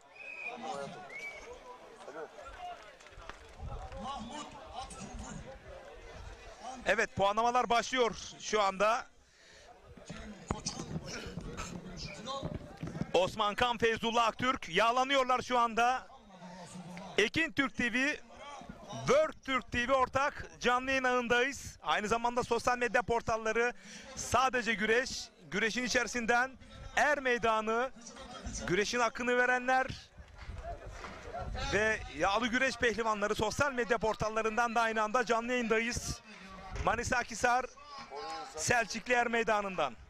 Manisa Yunus Emre Belediye Başkanımız Sayın Semih Balaban adına aramıza katılan bizleri şeref veren Yunus Emre Belediye Başkan Yardımcımız Sayın Mehmet Mesut Doğan ve komite ekibi. Eminim ki sizler de bu mücadeleyi merakla bekliyorsunuz. Hakikaten milli güreşçimiz Feyzullah Aktürk mü? Genç baş pehlivan Osman Kan mı? Ali Yanatma mı? Yunus Emre Yaman mı?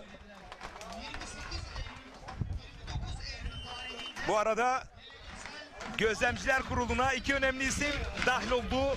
Kim? Eski AS Başkanımız Sayın Yaşar Kale ve Sabri Geçer eski başpehlivan ustamız. Özellikle Yaşar Kale hocamızın yapmış oldukları projeler devrim niteliğindeydi ama onu o zamanları anlayamadılar. Şimdi ayakta alkışlıyorlar ama Türk güreşi kaybetti. Yaşar Kale gibi büyük bir hocamız çok özel projelerle Türk yağlı güreşini farklı noktalara evrilmek isterken maalesef o gün karşısında duranlar bugün alkışlamaya çalışıyorlar. O zamanki projenin adı, güreş oldu. O zamanki projenin adı da 40 pehlivandı 40Pınar'a. Bu sene 40 pehlivan güreşecek. Yani bir 15 sene önceden gidiyormuş Yaşar Kale hocamız. Bunu anladık.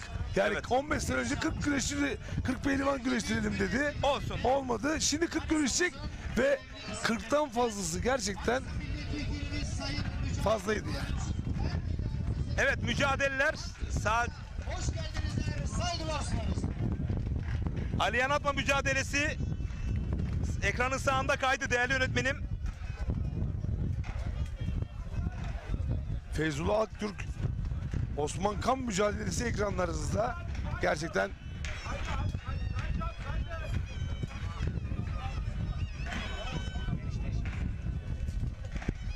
Feyzullah Aktürk ve Osman Kan puanlama profesörü Feyzullah Aktürk mü?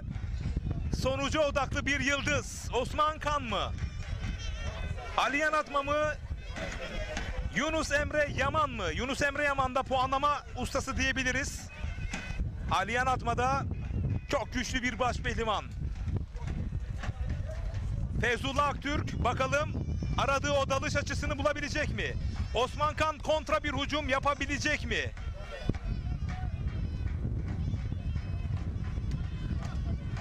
Osman Kan Antalya Manavgat Belediyesi'ne transfer oldu.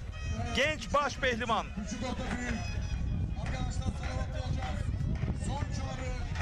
Her meydanına geliniz. Küçük orta küçük ve küçük orta büyük boy pehlivanlara. Salih Metin iyi yayınlar diliyor Monster'dan. Kocaeli Körfez'den.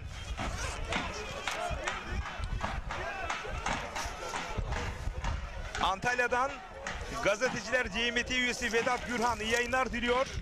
Osman Kan'a yolunda başarılar demiş. Teşekkür ediyoruz Vedat Gürhan hocamıza, üstadımıza. Evet, Feyzullah Aktürk Osman Kan'ın sağ bacağını gözünü dikmiş durumda. Bakalım o dalışı oraya sergileyebilecek mi? Osman Kan oradan kontra bir hücum yapabilecek mi? Ali Yanatma'da yağlı güreş bilgi ve becerisini minderden gelen altyapısıyla Yunus Emre Yaman karşısında puanlamada avantaj sağlayabilecek mi? Kuyruğu Ali İhsan Batmaz Orhan Okulu'yu saf dışı bırakarak günün sürprizine imza attı. Ali Gürbüz de 3. turda. Hamza Köseoğlu 3. turda. Değerli güreş severler. Mustafa Arslan 3. turda. Nedim Gürel 3. turda. Çeyrek finalin bir fazlası 9 kişiler. Bir çift güreşecek son 9'da değerli güreş severler. 7 baş pehlivan tur atlayacak. Bir tek dalış gösterdi Osman Kan. Antalya Döşemaltı Belediye Başkanımız Sayın Menderes adına güreşiyor. Aynı zamanda Döşemaltı'da faaliyet gösteren Bilal Kıvrak Mimarlık Yönetim Kurulu Başkanı Sayın Bilal Kıvrak adına güreşiyor. Ali Cingöz.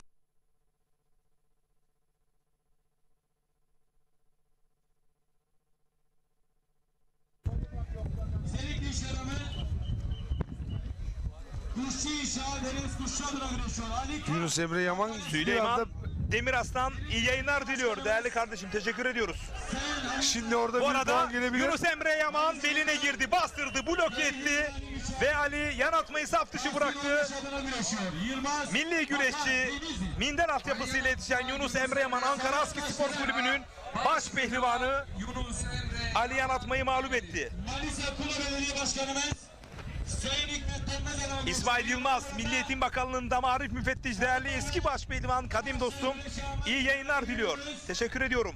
Sayın Ali Saslan adına güreşiyor. Manisa Kula.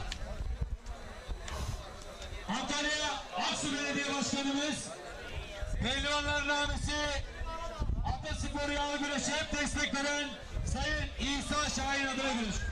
İsa Yıldırım adına güreşiyor. Ömer Sefa Ercivan. Çayırda tek bir mücadele kaldı. Osman Kan mı? Feyzullah Aktürk mü? Kendi sahabe seyircisi önünde güreşiyor Feyzullah Aktürk. Osman Kan her şeyini ortaya koyuyor. İki genç baş pehlivan. Kendi sahabe seyircisinin önünde güreşmenin avantajı da dezavantajları nelerdir? Çok kısa alayım Volkan Bulut. Yani, baskı söz konusu olur mu? Tabii ki de baskı söz konusu olur da o özgüven de verir yani bence. Sonuçta buralar ben buraların insanıyım diyor. Yani buraların insanı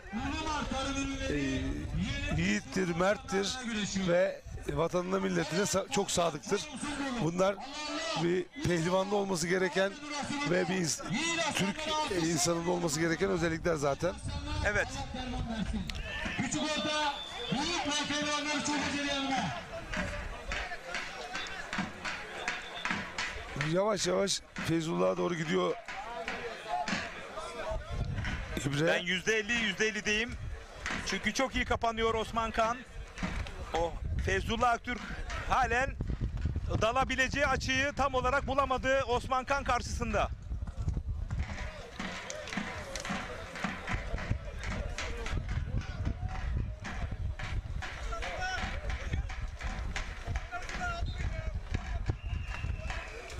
Hemen hemen aynı kilodalar. Akhisar'ın iki şampiyonu Feyzullah Aktürk ve Ali Cengiz. Greco-Romen'de de Ali Cengiz Akhisarlı. Çok ilginç. Hemen hemen aynı kilodalar. Biri Greco-Romen ve biri serbestin takımın adamı ve şampiyon güreşçileri. Onu yetiştiren hocası İsmail Göze'ye de selamlarımızı, saygılarımızı iletelim buradan. Evet, Erbil Başaran değerli büyüğüm de iyi yayınlar diliyor. Teşekkür ediyorum değerli büyüğüme. Belediye Başkanımız Sayın Ali Özgür adına güreşiyor. Musa Orman iyi yayınlar demiş. Teşekkür ediyorum değerli kardeşime. Çayırlar üst düzey bir A klasmanı hakem kazanıyor. Ama Yönetim Kurulu Başkanı asla gevşemek yok. Taş adına güreşiyor. Oğuzhan Öztürk Antalya Elmalı. Çanakkale Çan Spor Kulübü adına güreşiyor. Yine bugün burada Uluvar Marketleri Yönetim Kurulu Başkanlığı adına güreşiyor. Osman Kan'ın baskısı söz konusu. Şu ana kadar ikisi de çok doğru taktikte güreşti. İkisi de açık vermedi. Bakalım bir geri dönüş olacak mı? Osman sanki biraz ihtara yönelik çalışmaya başladı gibi geldi bana. Evet, baskı kurdu. Bakalım bunu savuşturabilecek mi Feyzullah Aktürk?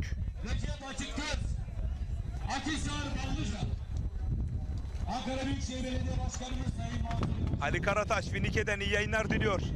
Eski pehlivan, değerli ustamız. Bakalım Feyzullah'ın B planı var mı? Çok iyi kapatıyor çünkü Osman. A planını. Bir B planı var mı? Hep birlikte göreceğiz. Battal Gökmen iyi yayınlar demiş. Osman Kan kasnaklara bir hamlesi söz konusu, hiç yaklaştırmıyor Feyzullah Aktürk. Geçen hafta Şahin Beyler Meydanı'nda büyük bir sürprize imza atmıştı, Orhan Okulu'yu mağlup ederek.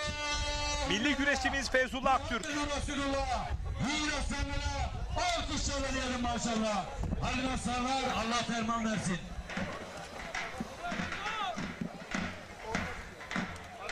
Şu anda pilot kameralarımızdan bu mücadeleyi yakından takip ediyoruz. Her an bir puan çıkabilir. Her an sürpriz bir hamleler arka arkaya, ardı ardına gelebilir.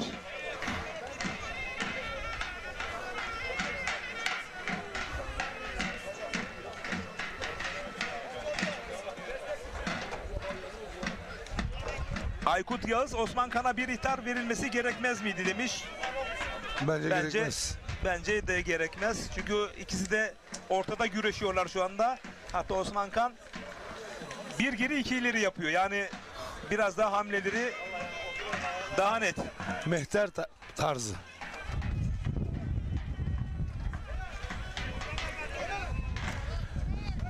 Yani ihtarı Ama doğru. Feyzullah Aktürk net bir dalış sergileyecek. Ama hangi dakikalarda, bunu da gözlemleyeceğiz. Boşaltıp rakibinin boşluğunu arıyor. O zaman dalıyor. Ama şu ana kadar Osman Kan Kesinlikle yani taviz vermedi. bir an bile konsantrasyonundan hiç taviz vermedi. Güreş taktiğini bir an bile dışına çıkmadı. Şimdi bakın en bir şeyler enseden olabilir. dağıttı Osman Kan. Çok güzel dağıttı ama çok güçlü durdu Feyzullah Aktürk. Ben olsam 4 tur atardım o en enseden dağıtmadan sonra. Sen de atmazdın 4 tur. Sen de sağlam pehlivandın. Arif hocam İzmir minder güreşinin belki bayrağını en üstte taşıyor. Tek başına bütün işi sırtlanıyor, ona selam göndermiş. O da izliyor bizi. Ali Selamlar hocama... değerli hocamıza. Bu arada tek daldı Osman Kan. Hemen savuşturdu Feyzullah Aktürk. Osman Kan'ın baskısı söz konusu. Feyzullah Aktürk savuşturuyor onun o hamlelerini.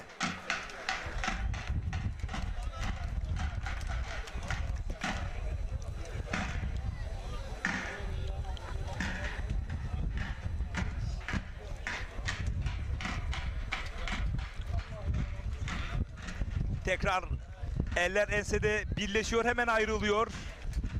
İkisi de sonuca odaklı baş pehlivanlarımız. Bu yıl bu isimler Kırkpınar'da çok can yani. Şimdi. Tek daldı. Koltuk altı arayışı içerisinde. Hemen paratını aldı. Bir kez daha savuşturdu Osman Kan. Vay vay vay. Feyzullah Aktürk o dalışının karşılığını alamamasının üzüntüsü ve şaşkınlığı, ama kararından vazgeçmiyor. Güreş taktiğinden. Ne Ruslar yendi o dalmayla ama ne Ruslar ne Amerikalılar ne Almanlar kaldı o dalışı karşılayamayan. Ama burada tabii bizim Osman Kanımız yanılmıyorsam 2002 doğumlu Osman Kan. Cumhuriyet tarihinin bu yüzyılın en genç başpehlivanlık ünvanını, yani başpehlivan olma mertebesinde yükselmiş en genç ismi Osman Kan. Ekranın solunda. Feyzullah Aktürk ekranın sağında. Sanki 40 yıldır güreşiyormuş gibi tecrübeli ama. Çok ilginç. Allah vergisi. Bunu sonradan çocuklara empoze edemiyorsun. Bunlar Allah vergisi yetenekler. Osman Kan da o açığı nasıl verdi, o dalışa nasıl müsaade etti, sanırım onu düşünüyor. O açıyı bir daha verir mi vermez mi? Feyzullah Aktürk o bulmuş olduğu şansı bir daha yakalar mı yakalamaz mı?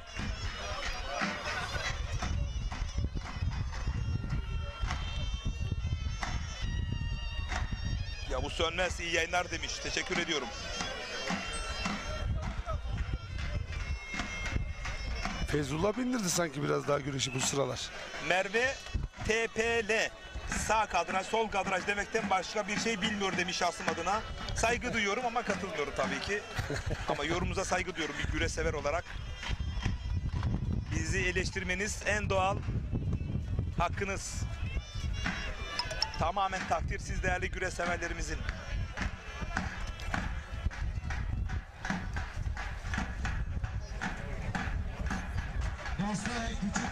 Ali Kodal, Ankara Çorum Oğuzlar'dan.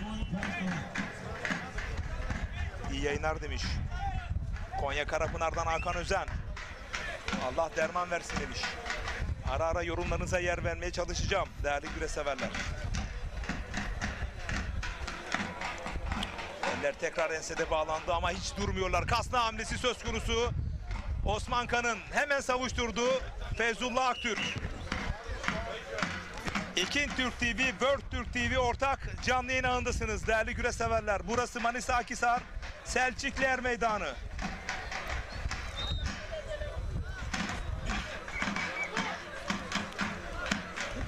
Köprüde karşı karşıya gelen iki keçinin hikayesi gibi.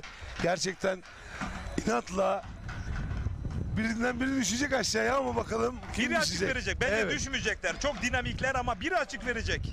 Bakalım o açığı kim verecek? Serhat Özpamuk iyi yayınlar demiş. Seninle istemişti. Bizler de sizler için buradayız emin olun. Siz güreş severlerimiz bizim veli nimetimizsiniz. Şu sıralar bir Osman... Sizin övgüleriniz de eleştirileriniz de bizler için nimettir. Başımızın nurudur. Başımızın üstünde yeri var. Tokat'tan Bilal Akta iyi yayınlar demiş. Biraz daha Feyzullah bu sıralar bindirmişti, şimdi Osman dedi ki ben biraz bindireyim. Aman ihtarı yemeyeyim. Evet. Soluklanıp aktif güreşiyor şu anda. Ya işte bu ilmik ilmik güreşi ilmik ilmik örmek yani. Adam diyor ki kafasında onu düşünebilmek o anda çok zor bir şey. Biz bunu işi yaptık yani. Güreş ayrıca bir matematik. Yani iyi hesap yapmalı, iyi ölçüp biçmeli yoksa çok acı ve pahalı bir şekilde ödeyebiliyorsunuz.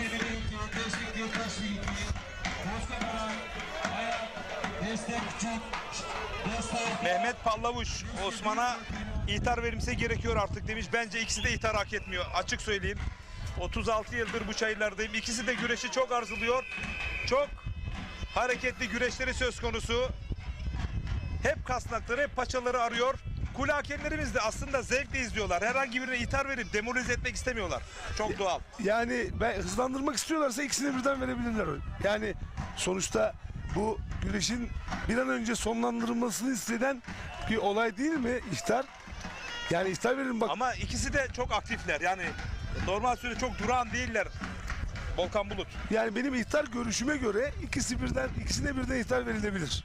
İhtar sadece onu uyarma anlamında değildir. İkisini birden uyarırsın, dersin ki bir an önce bitirin artık bu güreşi. Tek daldı. Osman Kan. Karşılık verdiği boyundurukla Feyzullah Aktürk. Mücadele. Bakalım ayağa kalkacak mı Osman Kan'ı? Sezen Kahraman ayağa davet ediyor. Evet.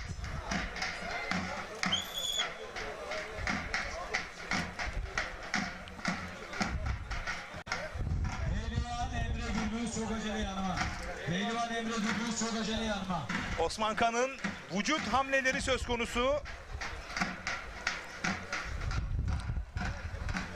Feyzullah Aktürk de hiç geri adım atmıyor.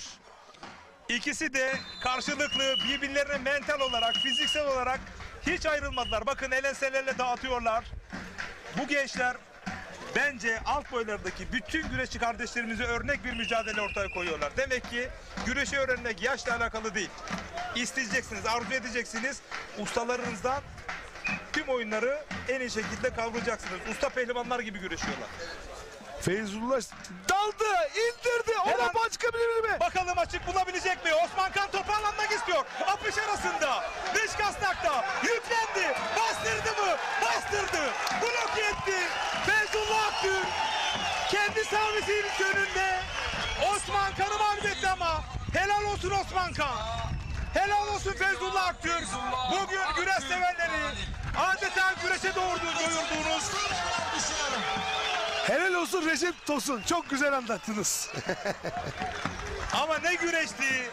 İki baş pehlivanda her şeylerini ortaya koydular. Manisa Akhisar Selçukluer Meydanı'nda kazanan Türk güreşi oldu değerli güreş severler. Kaybedeni olmayan bir kapışma oldu.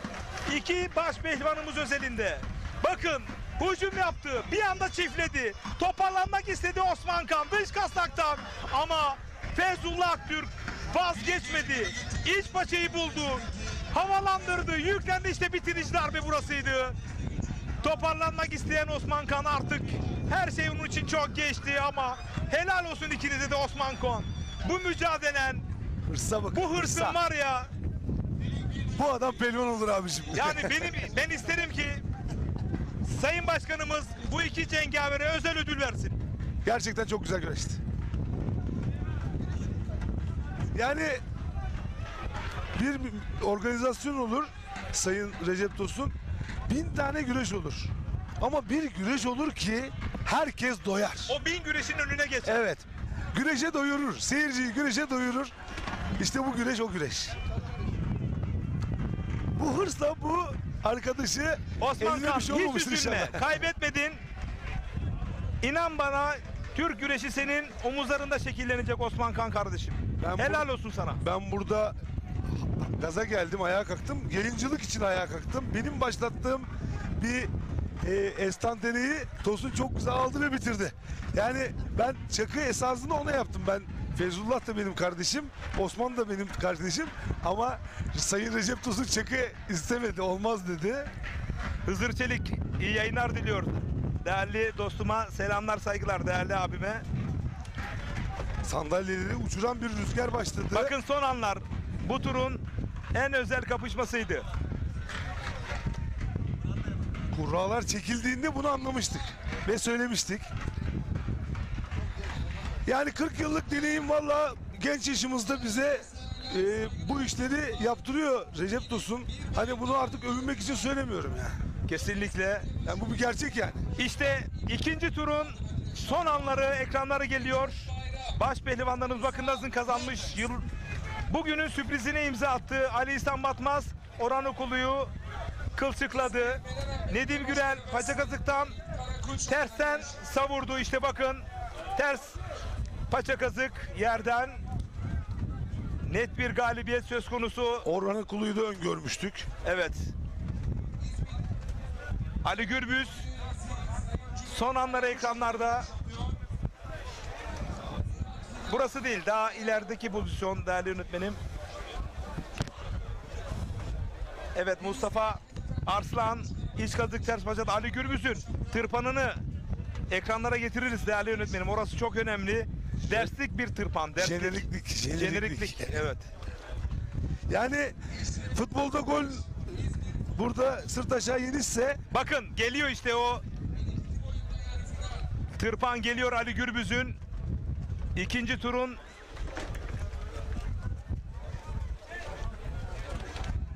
jeneriklik tırpanı kasnak bir paçadan yükleniyor.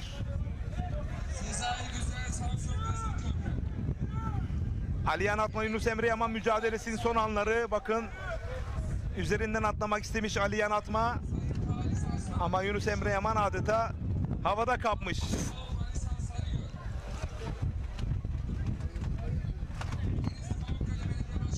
İşte günün maçı, günün kapışması, günün karşılaşması Feyzullah Aktürk Osman Kan mücadelesinin son anları değerli güreş severler. Günün demeyelim, daha önümüzde çok mücadele var. Bu zaman bu turun diyelim. Bu turun diyelim çünkü ben daha iyi kapışmaların olacağını öngörüyorsun. Çünkü artık elendiler yani. Eleme geçti. Ali Gürbüz'ün galibiyetini de tırpanın da bir rövaşata olarak görüyorum yani. Yani gerçekten rövaşata. O zaman çok kısa bir reklam arası verelim. Sadece 3 dakika. Kısa bir reklam arası, daha sonra tekrar Manisa Akhisar Selçukluer Meydanı'nda birlikte olacağız, bizden ayrılmayın.